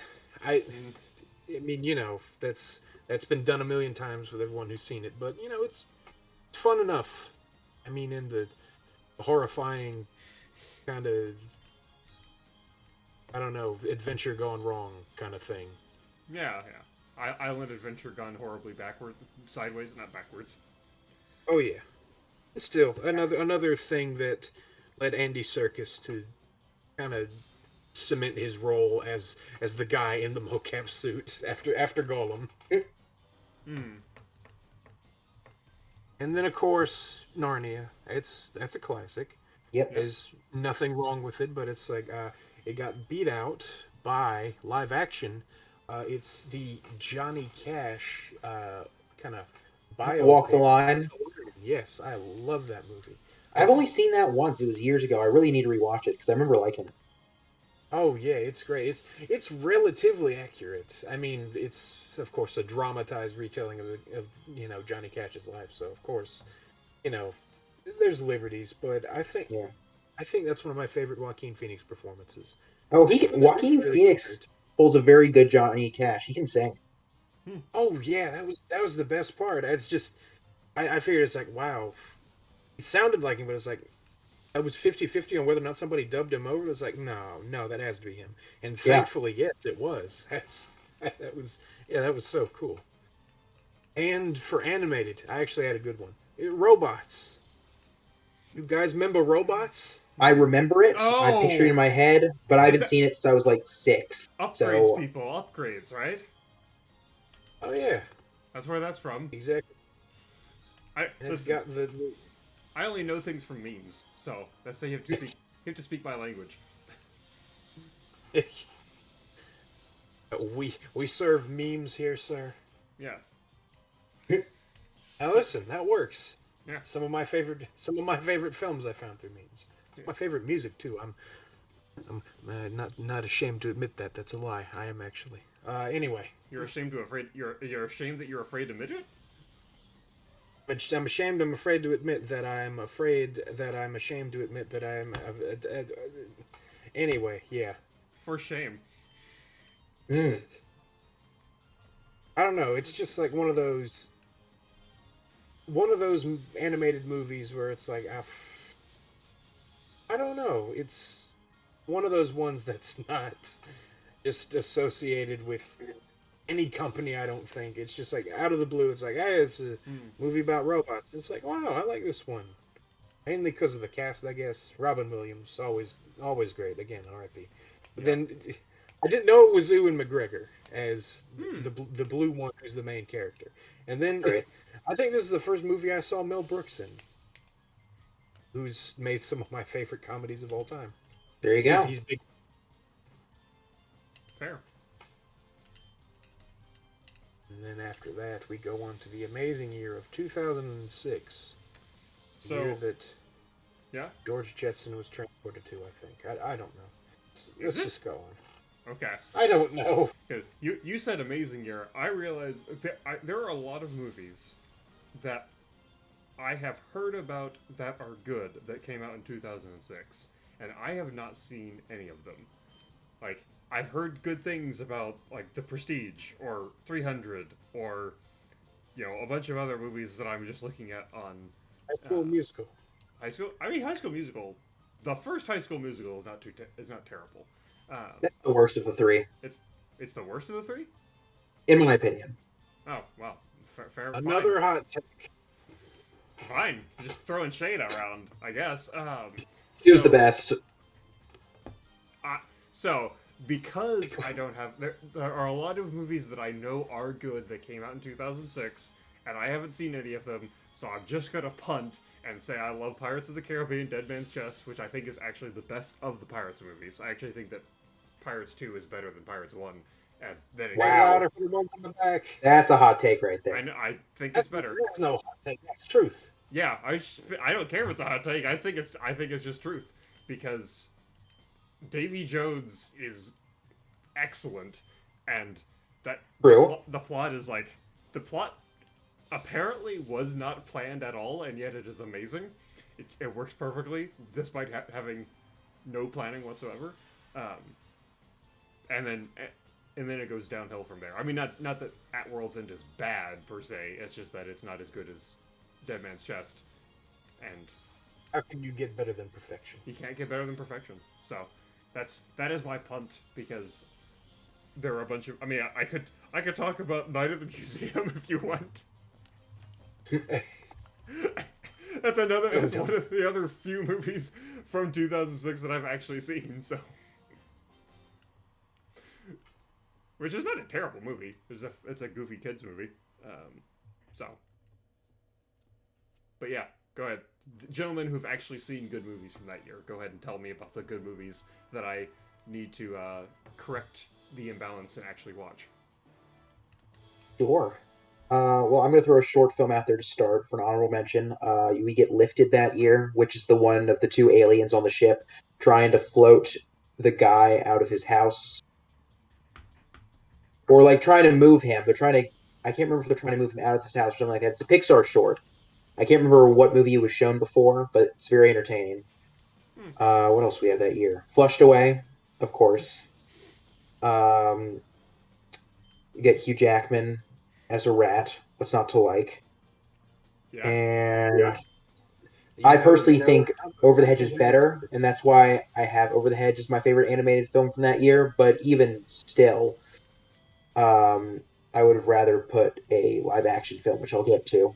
Night at the Museum, it's not brilliant, but it is a very fun film. I do like that one. Solid Ben Stiller film. And we get Rob Williams as Teddy Roosevelt, which is great. Mm-hmm. And we get Dick Van Dyke being evil, so what's not to like? It is good. Yeah, so I'd put Over the Hedge my favorite animated, but I would rather switch it and have two favorite live actions. And if I was going to do that, it would be The Prestige, which might actually be my favorite Chris Nolan film, and Casino Royale, which is my favorite Craig Bond film. So, both of which are excellent.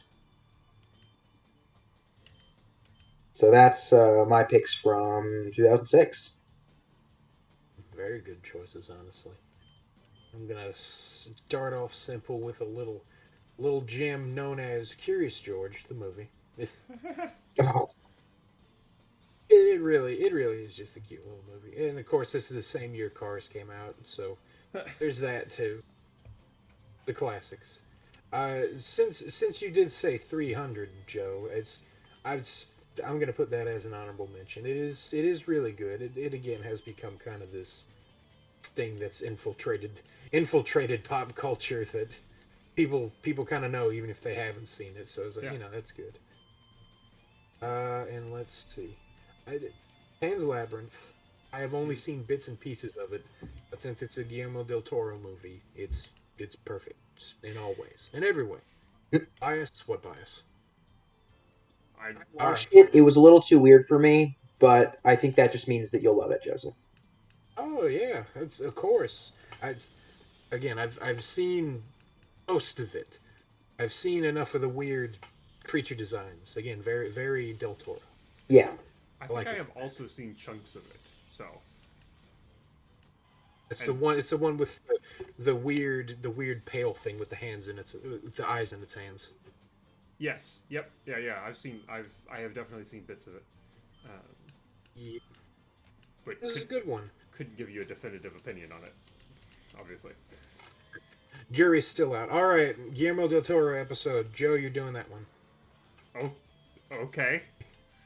A worm. Okay. All right, now the actual picks. We're gonna go live action with The Departed. I love a good. I You know, just love. solid. Yep, That was a solid film. just a big fan of Scorsese's work. Joe, have you seen The Departed? It's a movie. It's a name that I've heard. Again, there Yeah, are it's good. a lot of movies whose names I have heard that I know are supposed to be movies that you should watch, but I'm a miserable failure of a schmuck, so who hasn't seen them? Oh, So I just need to get you some culture, so dear boy. okay. But yeah, pretty much. You put You, that in you, the you know pill. Martin Scorsese, though, right? What? You know Martin Scorsese, though, right? The director? Yes. Yes, I know Alright, him good. personally. We're great friends, actually. Yep. He and Marty. Old Marty. Me and Marty, we go way back. I brought him to see Guardians of the Galaxy 2, and then he wrote that mean blog post about it. Uh, yeah, exactly. And the animated one is Monster House. Again. Oh gosh. No. Ah. No. Hear me out. See, Hear that's me one out. that I Hold have on. seen, and that is. Hold on. I was terrified of that movie, actually, as a child. Oh, okay. That's That's why I'm reacting. I will not take Monster House slander because it is a modern marvel. Spawned very many good memes that aren't used anymore. Very sad. I don't doubt that it was a good movie. I just remember being absolutely terrified by it. So. Oh yeah, no, you're right. It was actually really scary. Again, This is a movie. I was 10 years old, right, when this came out. You guys were children. You guys were babies. I was 10, and I think I watched it when it came out, and that was not a good idea. That was a bad plan. Oh, poor little Joe. Yeah. So. Couldn't even go back to his own house. Yeah. I mean, there was nowhere was safe. I'm gonna hide in my house. Oh wait, no, the house is gonna eat me. Well, I guess I'll die. It's been a good run, everyone. Yeah. Yep. So, but yeah, please go ahead and praise this movie that I was too young to appreciate. Yeah, I haven't seen it in so long, but it really is just another one of those. See, I'm gonna sound like an old curmudgeon, but it's like if something animated comes out now, it's just like, okay, is it Pixar, is it DreamWorks, or is it such and such? We've got there's a monopoly on them. These little These little studios here. I could be wrong. This could be like a DreamWorks film, and I'm completely undercutting my own point. But either way, it's like it's just this little thing here, probably from some. Okay, let's see. I actually want to see the studio. Yeah, please. Let us know. Yeah, just. Are you about to pick Charlotte's Web? Oh no. Oh wait, no, hold on. It was distributed by Sony, so I guess they technically do own the. Either way, it's just like this little film thrown together, and I don't know. It's some people think that this era of like animations, like, oh, it's with those really uncanny faces and stuff. And it's like, well, yeah, I guess when you talk about like Beowulf or whatever, but that doesn't happen for a couple years, I guess. But It is Beowulf, yeah. I don't know. This is just a classic, and You got a lot of good big name folks in there. Kevin James, Steve Buscemi. That's literally all. There we Which go. movie is this? We're still talking Which about. movie? Oh, hold on. What? I had a little hiccup there. I didn't hear anyone. No, I was trying to figure out what movie has Kevin James in it.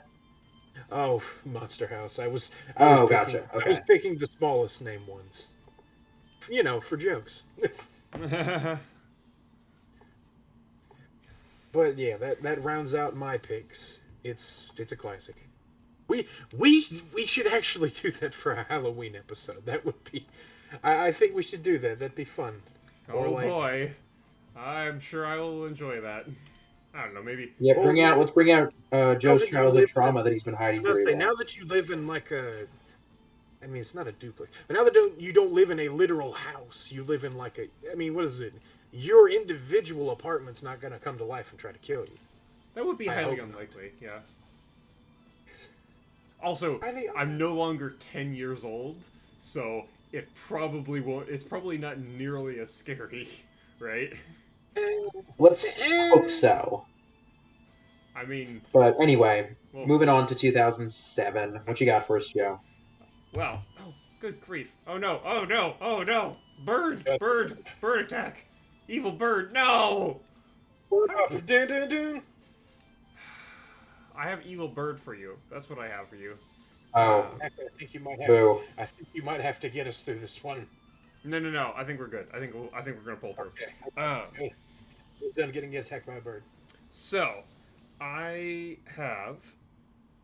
I mean, another one of the Harry Potter movies that I think is actually good as like one that I really enjoy. Is Harry Potter: Order of the Phoenix, which I enjoy. I actually prefer to watch it as a movie because when I read the book, I cannot go more. I can't go more than like 10 pages without having to put it down and walk away because of Professor Umbridge. It's like every time she shows up, it's like I can't. So I want to strangle Dolores Umbridge, but watching it as a movie is a lot easier because then I could just like see her get dragged away by centaurs at the end, and it's great. So you can actually appreciate it on screen. So it's all good. It all comes back around. Yeah. And then I know I'm Jack. I'm pretty sure I know what your animated movie is going to be. So I'm instead going to pick Meet the Robinsons, which was I don't even know if it actually it's been I have not seen it since it came out, but I remember loving it as a child, so that's why I'm picking it because it's great having it's one of the few time travel movies that I enjoy. That and Harry Potter: Prisoner of Azkaban, and it's got a talking T-Rex, and it's got I believe it has hat robots. Yes, it does. Bowler hat robots. Bowler It's hat awesome. robots, yeah. And it's got a crazy lady who's addicted to caffeine who reminds me of my mother. I say this with all love, Mom. And I think I remember watching it in theaters. This is another movie that I saw in theaters with my mother, and we would quote the T-Rex line, "Great big head, little tiny arms" to each other all the time whenever we were trying to reach something and couldn't get to it. So it's got all kinds of childhood nostalgia. So Nice. Jack, take it away. Sure. So since you already mentioned, I'll just get this out of the way. My favorite live action film of 2007 actually was Harry Potter and Order of the Phoenix. That might actually be my favorite Harry Potter film. I adore that one. I sort of go back and forth with Harry Potter films as far as favorites between the third, the fifth, and both seven part one and two. Those are like peak Harry Potter films for me. So I sort of rotate, but yeah, five was great, and it wins this year because Spider-Man 2 was also not released this year, so that helps. Yeah, Um, yeah. Spider-Man 3 was released this year. so that makes it very easy. Yeah, it's a very easy. So I'll get to my animated film in a sec, but some honorable mentions. There was a Matthew Vaughn film, a fantasy film called Stardust, which is excellent. I think Neil Gaiman wrote it, and they turned it into a movie. I could be wrong, but that's a very well done fantasy film. Hot Fuzz, another Edgar Wright classic with Simon Pegg, Nick Frost. It's amazing. Bourne Ultimatum, which might actually be the best of the trilogy, but it completes that original Bourne trilogy there, and it's just peak Matt Damon action at its best. August Rush, which was a little under the radar film. It's got Freddie Highmore, who was basically the only male child actor in the 2000s, apparently, because he did Charlie and the Chocolate Factory, Finding Neverland, Spiderwick, a bunch of stuff. But anyway, he did that bunch. It just this film's got Robin Williams in it, a bunch of these really cool songs and stuff like that. Very well done, very cute film. And then I almost put this as my favorite animated film, but I didn't think it was particularly fair. Keep in mind, I did have to debate whether or not I put this as my favorite animated film. I do kind of love the Bee Movie, and I love quoting it Oh, with my siblings. I do sort of adore that film. It has a special place in my heart because of how messed up it is. So, You like jazz? you like jazz? I could quote so much from that film. It's not even you funny. like the taste of flames? So, yes, and Patrick Warburton is one of the best parts of that film. So, yes, it's amazing. I love it. I get why people don't like it because it is weird, but the weirdness is almost what I love about it. So, anyway, did not make my favorite animated film. My favorite animated film, of course, had to be Ratatouille. Yeah, I knew. I figured. Oh yeah, Yep. easily. Yeah. We could we could go So on that's for that is 2007 for me. Take it away, Joseph. very cool, very cool. I'm gonna say Ratatouille. I get 10 out of 10. Of course, Of that's a course. given. This one was a tough year. This really was. I'm gonna go with ooh ooh. I'm I'm debating what to do because I really want to do a double like animated, but then there's a really good animated one that I don't want to leave out. You know what? No, that'll be an honorable mentions one. Yeah, for our first animated honorable mention, it's gonna be Meet the Robinsons again. I It's a was gonna great one. put that as number one. Very good. For the another good animated one, Alvin and the Chipmunks. Very Oh cool, gosh. Wait, classic cinema, of course. is it animated? Yes, I I, Is- I count it. Sort I of. count it. Some of the main characters are entirely CG. Okay, okay. well All now right. All right. that actually does bring up a good point because if I have to make that animated, then I have to make my other honorable mention. Okay, new thing. I've got my animated pick, but bear with me here. It's Okay. getting complicated. My mind is spinning, Oh no. and I can't There's too catch it. much. There's too much nonsense going on. Okay, other honorable mentions, Hot Fuzz. Love that movie. Yep. You know, the second in the Edgar Wright's Cornetto trilogy. Hmm. You know, just two just two dudes in a two regular cops in a cop action movie who have to do all the regular cop stuff. It's great. Yep. Sweeney Todd. This is the one that gave us the Sweeney Todd with Johnny Depp and Alan Rickman getting another shout out. Again, rest in peace. God, I can't Mm. believe that's been a long time. Let's see. This was a good year for horror movies. Bad to say, but this one's a little less grim. But Trick or Treat, it's an anthology of just kind of like different Halloween based things. That might actually be our Halloween episode because that one's pretty fun. Maybe, I don't know. I've said that about three of these, but either way, that one's pretty good. Pretty much, it's about this town on Halloween. I think it's literally like Salem, Massachusetts, and it's just like, oh, witches. Everybody likes witches and something, and then it's like just a bunch of different things happen. And it's all connected by this little kind of like Halloween gremlin or whatever. Mm. He's like a little kid with a pumpkin head mask and stuff like that. Spider-Man 3, of course. I throw it on there. It's in the negatives, but still Spider-Man 3. That's and stuff like that. All right. Now, down to brass tacks. The actual good ones. The actual good ones. My animated pick, I picked Transformers, the first one. Yeah. Okay. I'm Yes. the good one. You mean the one that isn't Yes. terrible? Exactly. Before, oh man, now I'm getting flashbacks to all the movies. I think Transformers was actually the first movie I ever saw in theaters. It was so loud, and just it was. It's the most Michael Bay thing ever. It's so loud and just crazy. You're And Bayhem. 7-year-old me loved it. I mean, And in fairness, the Transformers is a franchise that is for like 7-year-old boys, 7 to 10-year-old boys. So like,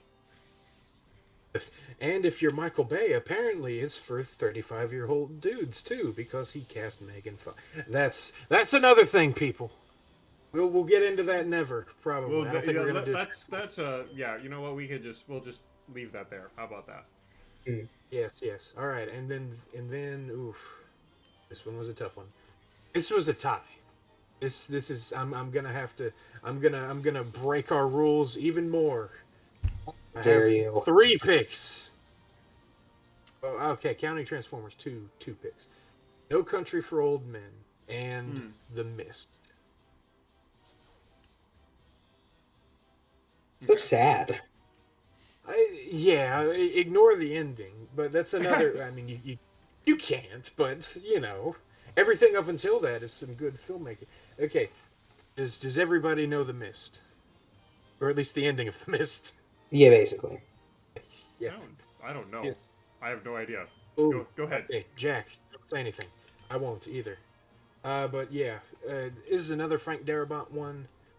He did one of the other picks. He did The Green Mile. Think of it as a send up to like I don't know, maybe a 50s or no, The Blob was more a send up to 50s horror. I guess this is more of a send up to like 50s, 60s, like, oh, there's a monster in the mist and it's actually a giant bug or something.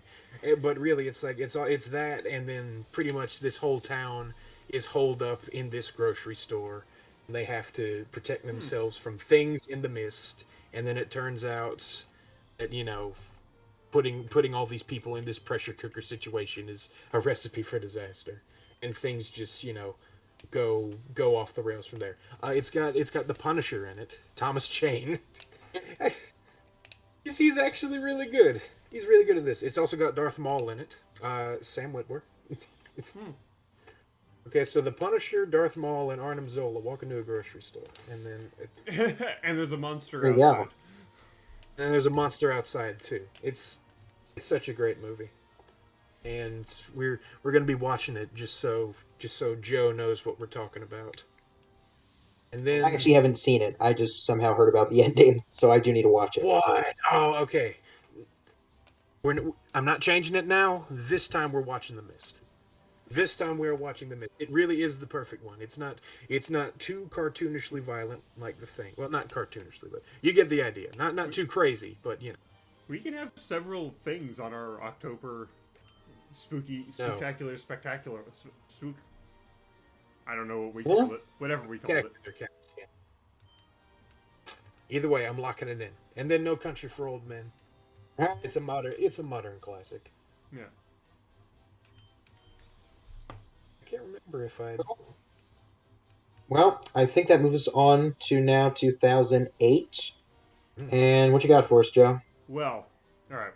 We had the start in 2000. We had the start of the superhero genre, and then we have the point where a trend became something all-encompassing and started dominating the market. We have 2 of the best superhero movies, right? Two of the famously best superhero movies in the same year as each other. We have the 2 competitors, right, duking it out for supremacy at the box office between Iron Man starting the MCU, which probably isn't the better of the 2 movies, but is the one that launched a world-dominating franchise. And we have The Dark Knight with the best version of Joker who's ever been put to cinema ever. Yep. Rest Oh, in yeah. peace. But I mean, excellent. I mean, Iron Man, I think, is one of. It is the first of the MCU movies, and I think it is one. It's still one of the best. Like, it still holds up as one of the best, even though it is one of the first, right? Because I mean, it's basically just Robert Downey Jr.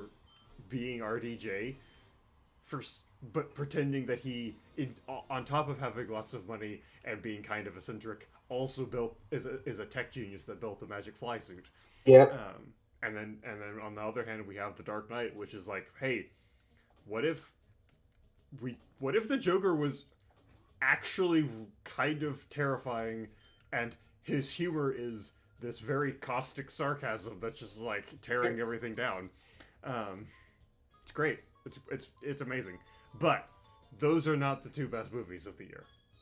The best those two are excellent movies, but those are not the best movie of the year, because I believe it was Jack who said that the best Jack Black movie of all time was some movie that we already talked about. And that is incorrect. Kung Fu Panda is the best Jack Black movie. Yeah. So It's up there for sure. It might be my second favorite, but anyway. oh, Yeah. well, speaking of things that we just speaking of, I don't know. There's not a no. Stop! Ah! I have to answer this email. Wait a minute. We have an email. It's from Jack Black. Oh man. He's invited me to be in Kung Fu Panda 4. No, it's from that. Skibadoo! Ah, the Deep King has entered the Colosseum. You've got to enter and show up His Highness. What? Okay, whatever. Sure. All right. So, but yes, Kung Fu Panda, amazing movie, amazing trilogy. That trilogy holds up. I don't think that. I don't know that any of them I would say is better than the others. Maybe the first one's the best just because it's the first. Well, also, of course, we have the brilliant Ian McShane playing. Oh, what's his name? Is it not Tai Lung? Is it? Yeah, Tai Lung is first. Tai Lung Yeah. is the first one. Yeah. I can't remember with the. It's the peacock in the second one. Yeah, it's In the third one, you got J.K. Simmons as the bull. Yeah, it's like, again, great cast. Yeah. It's amazing. It's a great trilogy, and this is the one that started it. So, yeah. There you go. Yeah. All right. Very good pick. What do I got on my end? 2008 honorable mentions. Again, I feel like because Joe, you already mentioned Iron Man, right? Yeah. Iron Man's great. Kung Fu Panda's great. Ponyo is actually one of my favorite Studio Ghibli films, and so that's definitely an honorable mention right there.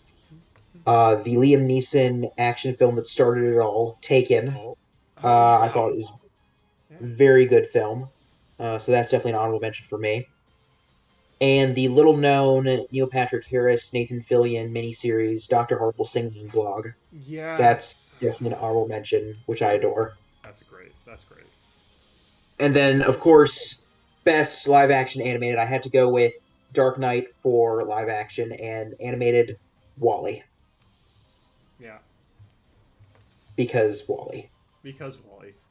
What? WALL-E. WALL-E. Yeah, Yes. Exactly.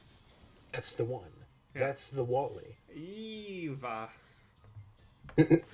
That one too. Yeah. Yeah. All right, what you got, Joseph? Let's see.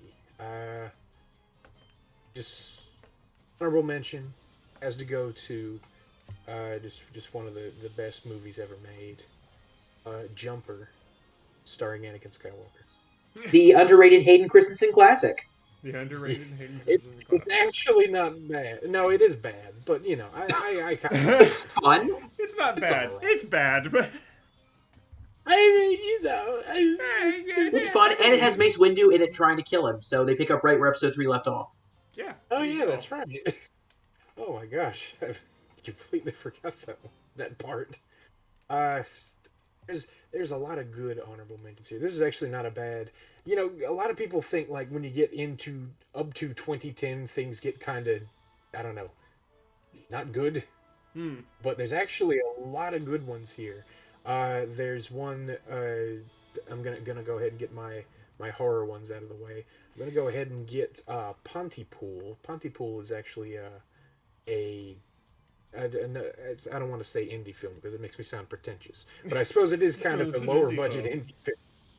A Canadian one about it's Oh, kind of a zombie Canadian. one. Hey, easy, don't worry. It's an interesting concept, sort of, where it's a zombie film in the sense that there's some kind of virus that's going around that's spread via the English language. Like if you say a word, like your brain will get stuck on that word and it'll just drive you crazy and turn you into like a zombie. Hmm. And then they just gotta survive that. It's Okay. kind of interesting. All right. It's pretty interesting. And then on the complete opposite spectrum, yet again, the Spiderwick Chronicles. Oh yeah, I remember It that one. was I watched that a few times as a kid. yeah, it was pretty interesting. I didn't realize these were what is it, Scottish and Irish folk creatures that they were fighting. I thought they were just like little gremlins or whatever. I mean, But yeah, both are true. Both are true statements. Did you read those books, Joe? I I not. which Sorry, Joe? Joe. What? I don't think I did because I was Okay, a series of unfortunate events kid, not a Spiderwick Chronicles. But I think I would have probably enjoyed Spiderwick more. gotcha. Maybe every one of them. I don't know. And just two more before we get to our pick. The Will Smith movie Hancock. You know, again, this is I've not this is seen the that era one. of superheroes, right? This is Mm. kind of Oh like yeah, the yeah. oh man, this isn't your average superhero. He is sad and drinks, Oh. and that's the whole movie till the end. But either way. And our last one. Before we get on to action, okay, this is kind of a in spirit one. Quarantine came out this year, and Quarantine is a remake of a better Spanish horror film called Rec, like REC, like recording. Hmm. What is it? A better found footage film than Paranormal Activity. That's to say, that. Okay. But yeah, Sure. All right. and then my picks for my live action pick. I'm gonna go ahead and get that out of the way. Gran Torino. Just Hmm. I got a little I bit of. still want to see that. That's very high on my list to see. It's a very good movie. Got some good memories there watching Gran. It's a sad film, of course, but was it me and my granddad enjoyed that kind of that we had crossover when it came to those movies. It's just like, Nice. oh, these are nice and all. It's again, you see, I say that, but it's about an aging, I think, Vietnam veteran. Sorry, Korean War veteran who just is completely miserable, and he like kind of takes on the criminal elements that are around his neighborhood. But it's not like what is it? It's not like a revenge film or something. It's just like he's just kind of trying to make it, and he makes friends with these young folks and stuff. Hmm. And I was gonna pick Kung Fu Panda because Kung Fu Panda is the best thing here, but I guess I'll have to go with Star Wars: The Clone Wars movie. Gosh, I'm sorry. Yeah, that's a You step. left me no That's a choice. step down. Listen, it was that or Horton Hears a Who. I Hmm. wasn't Fair gonna pick enough. Horton. Yeah, I guess the Clone Wars animated movie is better. Uh, Yeah. Listen, Well, you anyway, cut, we are you down cut to off our my ear. last year, all right. 2009, for this episode. Joe, what you Yeah. got? All right. Hit us, Well, Joe. so I think that this is my favorite Harry Potter movie. I think that Harry Potter and the Half Blood Prince is my favorite Harry Potter movie, and it's also one of my favorite books. Hmm. It's the one. First of all, it's the one that you see the most Dumbledore in, and Dumbledore is like great, great character. It's true. uh, my favorite archetype. One of my favorite archetypal characters is, the wise old man, the crazy wise old man character, right? Like it's Kind of like you are to this podcast. yes, it's almost like you know, I'm I trying my can only. best to embody that vibe. But Yeah, G- I've been feeling that. Gandalf, Dumbledore, Uncle Iroh, crazy old mentor characters.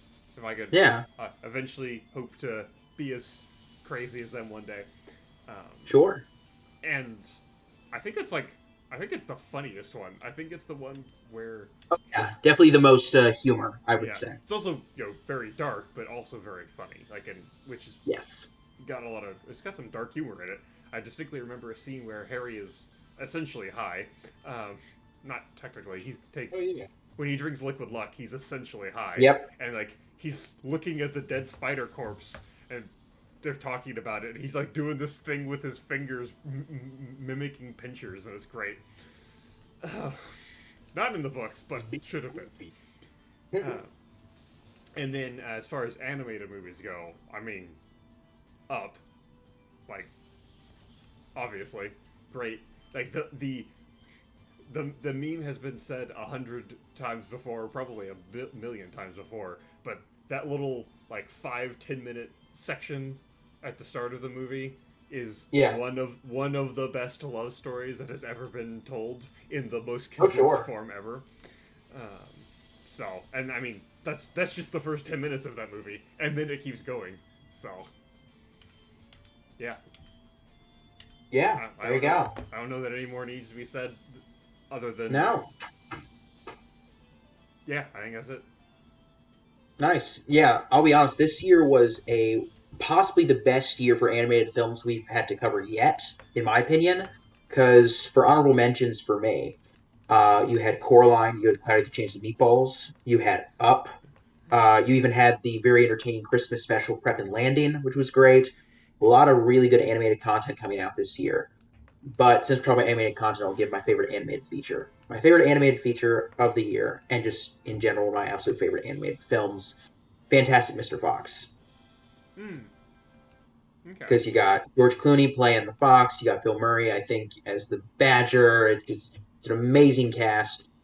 You got Michael Gambon, so you got Dumbledore playing Hunter trying to hunt them all down. It's got some great songs, just beautiful animation. I love that film. So that covers animation for me. Honorable mentions for live action. Not a ton. Harry Potter Half Blood Prince is definitely one. 500 Days of Summer is a cute film. For the number one spot, I kept going back and forth between two films, but I ended up going with Zombieland as my favorite. That is just a Hmm.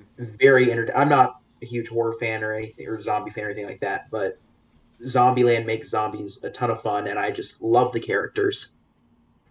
And that means in a very close second was the J.J. Abrams Star Trek film, because I also think that is a brilliant science fiction film. And I'm also not a diehard Trekkie fan either. If I was, I'm sure I wouldn't like it from what I hear. But since I'm not, I had a blast with it, and I loved it. So you don't have to. What is it? You could draw your own opinion. You don't have to listen to all the people getting mad or whatever. Of course, Oh, I know. I'm just saying a lot of people, with J.J. Abrams are not huge fans of his how he's done Star Trek, but I personally had a lot of fun with his trilogy. So just oh yeah, saying, it's great stuff. And very that cool. covers 2009 for me. All Take us right. out, Joseph. All right, I've got too many honorable mentions. I'm gonna list them off in a few words. Starting with knowing, stupid, but Nick Cage. Let's see. After that, the Friday the 13th reboot. Jason joined a gym. Horrifying. After that, Terminator Salvation. Not bad. Not bad. Could be better. Could be worse. This one, animated. 9. It came out in 2009. There was literally no other reason for it to be released other than it has 9 in the title. Doesn't Elijah Wood voice the main guy? I think so. They're like little Stitch dolls. Like little Hmm. stitched up doll. It's weird. Hmm. Even too weird for me. I might. It's yeah. Either way. Oh wow, Uh, man.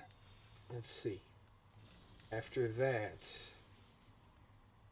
I'm literally just going through the whole list here. Blindside. It's a good feel good movie. It's kind of the stereotypical feel good movie, but it's like whatever. It's pretty good. I like all the main players there. Yeah, Sandra Bullock's solid in that one. Hmm Yeah. After that is oof, yeah, this is a tough one. I do think, as good as Zombieland was going to be my pick, but I do think it is going to go. It is going to go into the honorable mentions. I'm afraid, along with Watchmen, because Watchmen's good, but I don't know. I just don't want to give Zack Snyder credit. I He doesn't can't. deserve it. Yeah, it's so weird because Watchmen's okay, but when he talks about Watchmen, it's like, okay, you don't know what Watchmen is. You just made what you thought was Watchmen, and it happened to be okay. Either way, did I already say Sherlock Holmes? No. Oh, the Robert Downey Jr. Jude Law one now. Yeah, Yeah, it's it's a solid. I like that one. it's not bad. It's more of a guilty pleasure for me, Hey, but not as we take guilty those. as X Men Origins Wolverine. No, that's not Oh true. Oh, gosh, oh. boards. That's a very guilty pleasure. You should feel very guilty about taking pleasure in that movie, There's sir. nothing pleasurable about that. It's only guilty. That's all. Yeah, guilty. All right, and then The Road, another sad one. However, Viggo Mortensen, Monsters versus Aliens. I don't know why I Oh, like this one. Just watched it a lot when I was a kid. It might have been the It's voice fun. cast. I enjoyed Yeah, that as a kid. I enjoyed Yeah, I that. like that I one. wasn't really a kid anymore at this point. Oh well, yeah, whatever. I enjoyed it. close enough. Yeah. All right, and oh yeah, and Princess and the Frog. Last one to round out our honorable mentions. It's pretty good. I like it. I like the setting the most, I suppose. Yeah. I And think keep that's the thinking. last 2D film of theirs, isn't it? Yeah, that's the last good Yes. animated Disney movie. No, that's not true. Yeah. Tangled is actually pretty good. Tangled's great. I, That's the Either last one. way, I get what you mean though. It's man. Yeah. All right, drum roll, gentlemen. Final picks of the final year of this episode. I don't hear a drum roll. There we go. Happy now? All right. Yes, yes. Cool. Party with a Chance of Meatballs is the Yeah. animated pick. All right. Great film. Hilarious Now, film. It's true. for my final film. The Are last you one. ready? Let's go. Are you ready? No, I don't think we're not ready. We can't stand it. You're I not don't ready. think You're anyone's not ready, ready man. for District 9.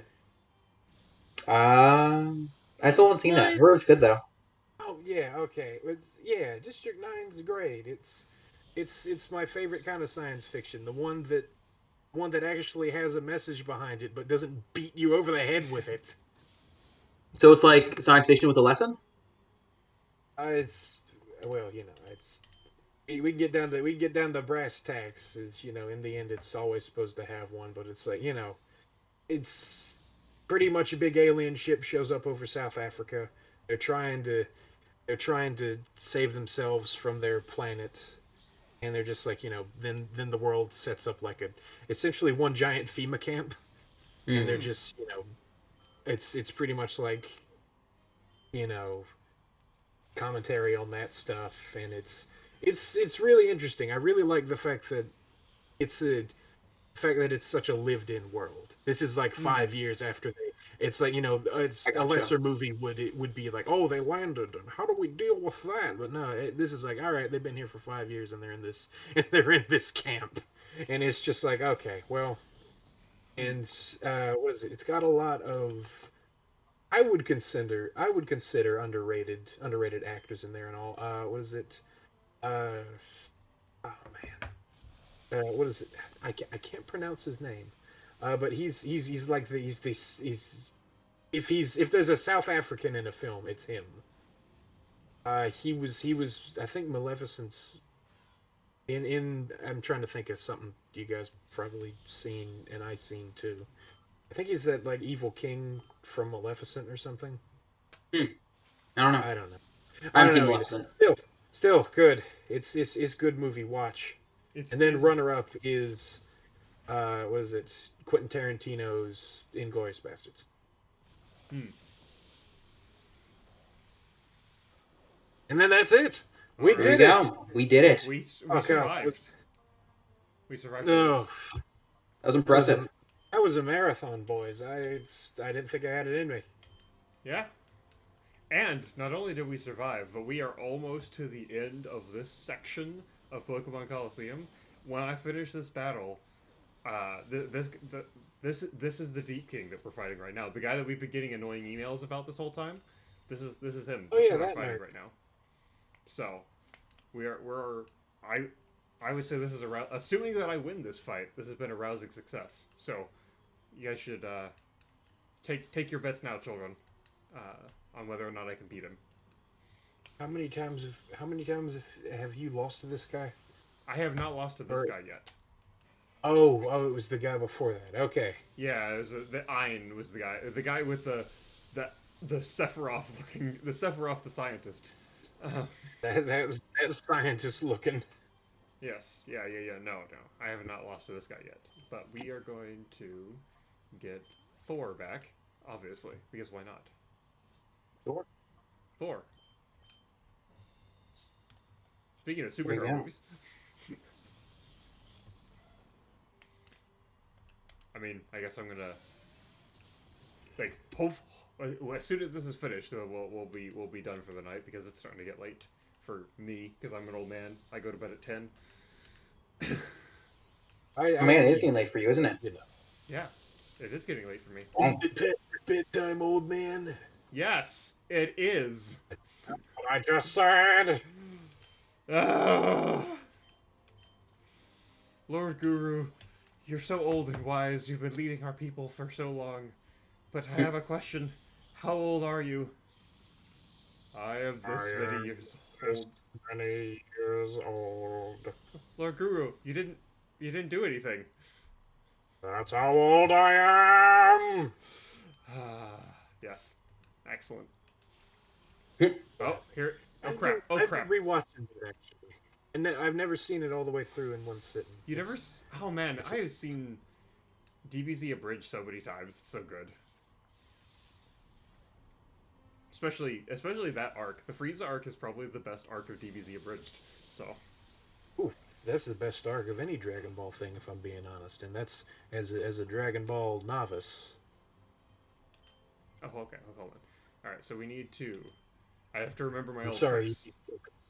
Yes. Okay, so we throw the Master Ball as soon as I can. We throw the Master Ball. Joe, pause the game. I can't actually.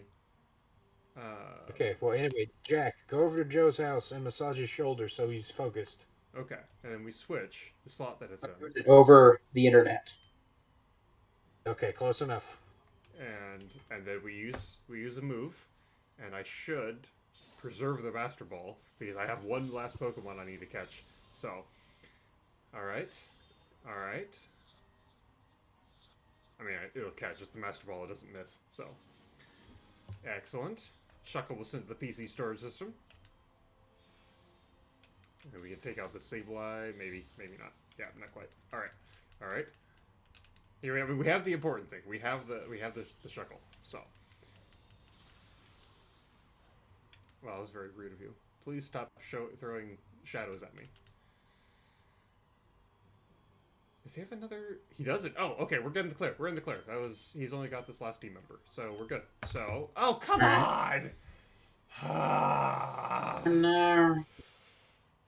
I mean, it's not gonna stop me from taking him out. It's just gonna make it slower. It's just more tedious.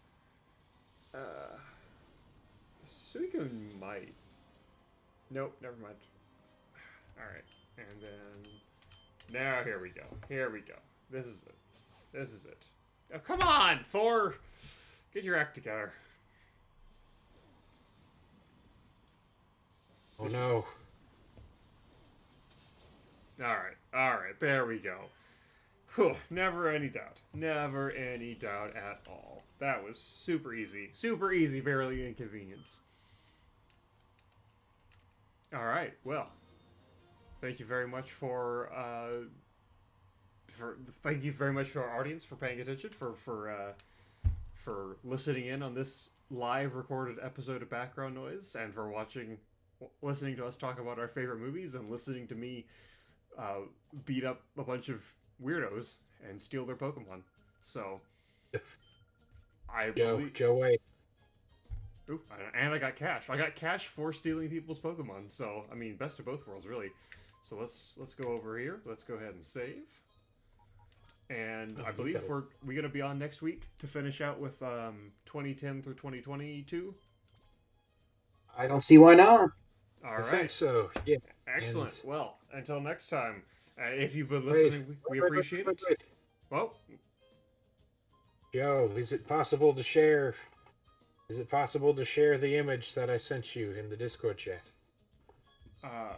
oh, I can. Yeah. Do it. It's funny. Viewers, if you'll remember earlier in the stream, Yes. what is it? There was a mention of a certain amazing series known as Walking with Dinosaurs. If you'll turn your attention to the screen, if you're listening to this part, Hold on, wait, hold on. There we go. Sorry. Do you see this? Jack, post an image in the link when. Oh, hang on, it's on the delay now. Yeah, there it is. There we go. Yeah. Beautiful. Hello, Udoraptor from Walking with Dinosaurs. Hello, T-Rex from Prehistoric Planet. Good stuff. It's All right. hilarious. Now Wasn't that funny? All right, Jack, gents. Post a link to that in the description. Thank you. Sure. You want me to post this link? No, like when it goes up on Spotify. Here. The audience is gonna need it. I'm gonna share it with It's everyone. our number one. Oh, well, yeah, it could be in the chat. There we go. There we my go. God. All right. Well, if you guys have been listening up to this point, I mean, thank you very much. We very much appreciate it. And if not, we don't blame you, and you probably haven't missed that much. Until next time, bye.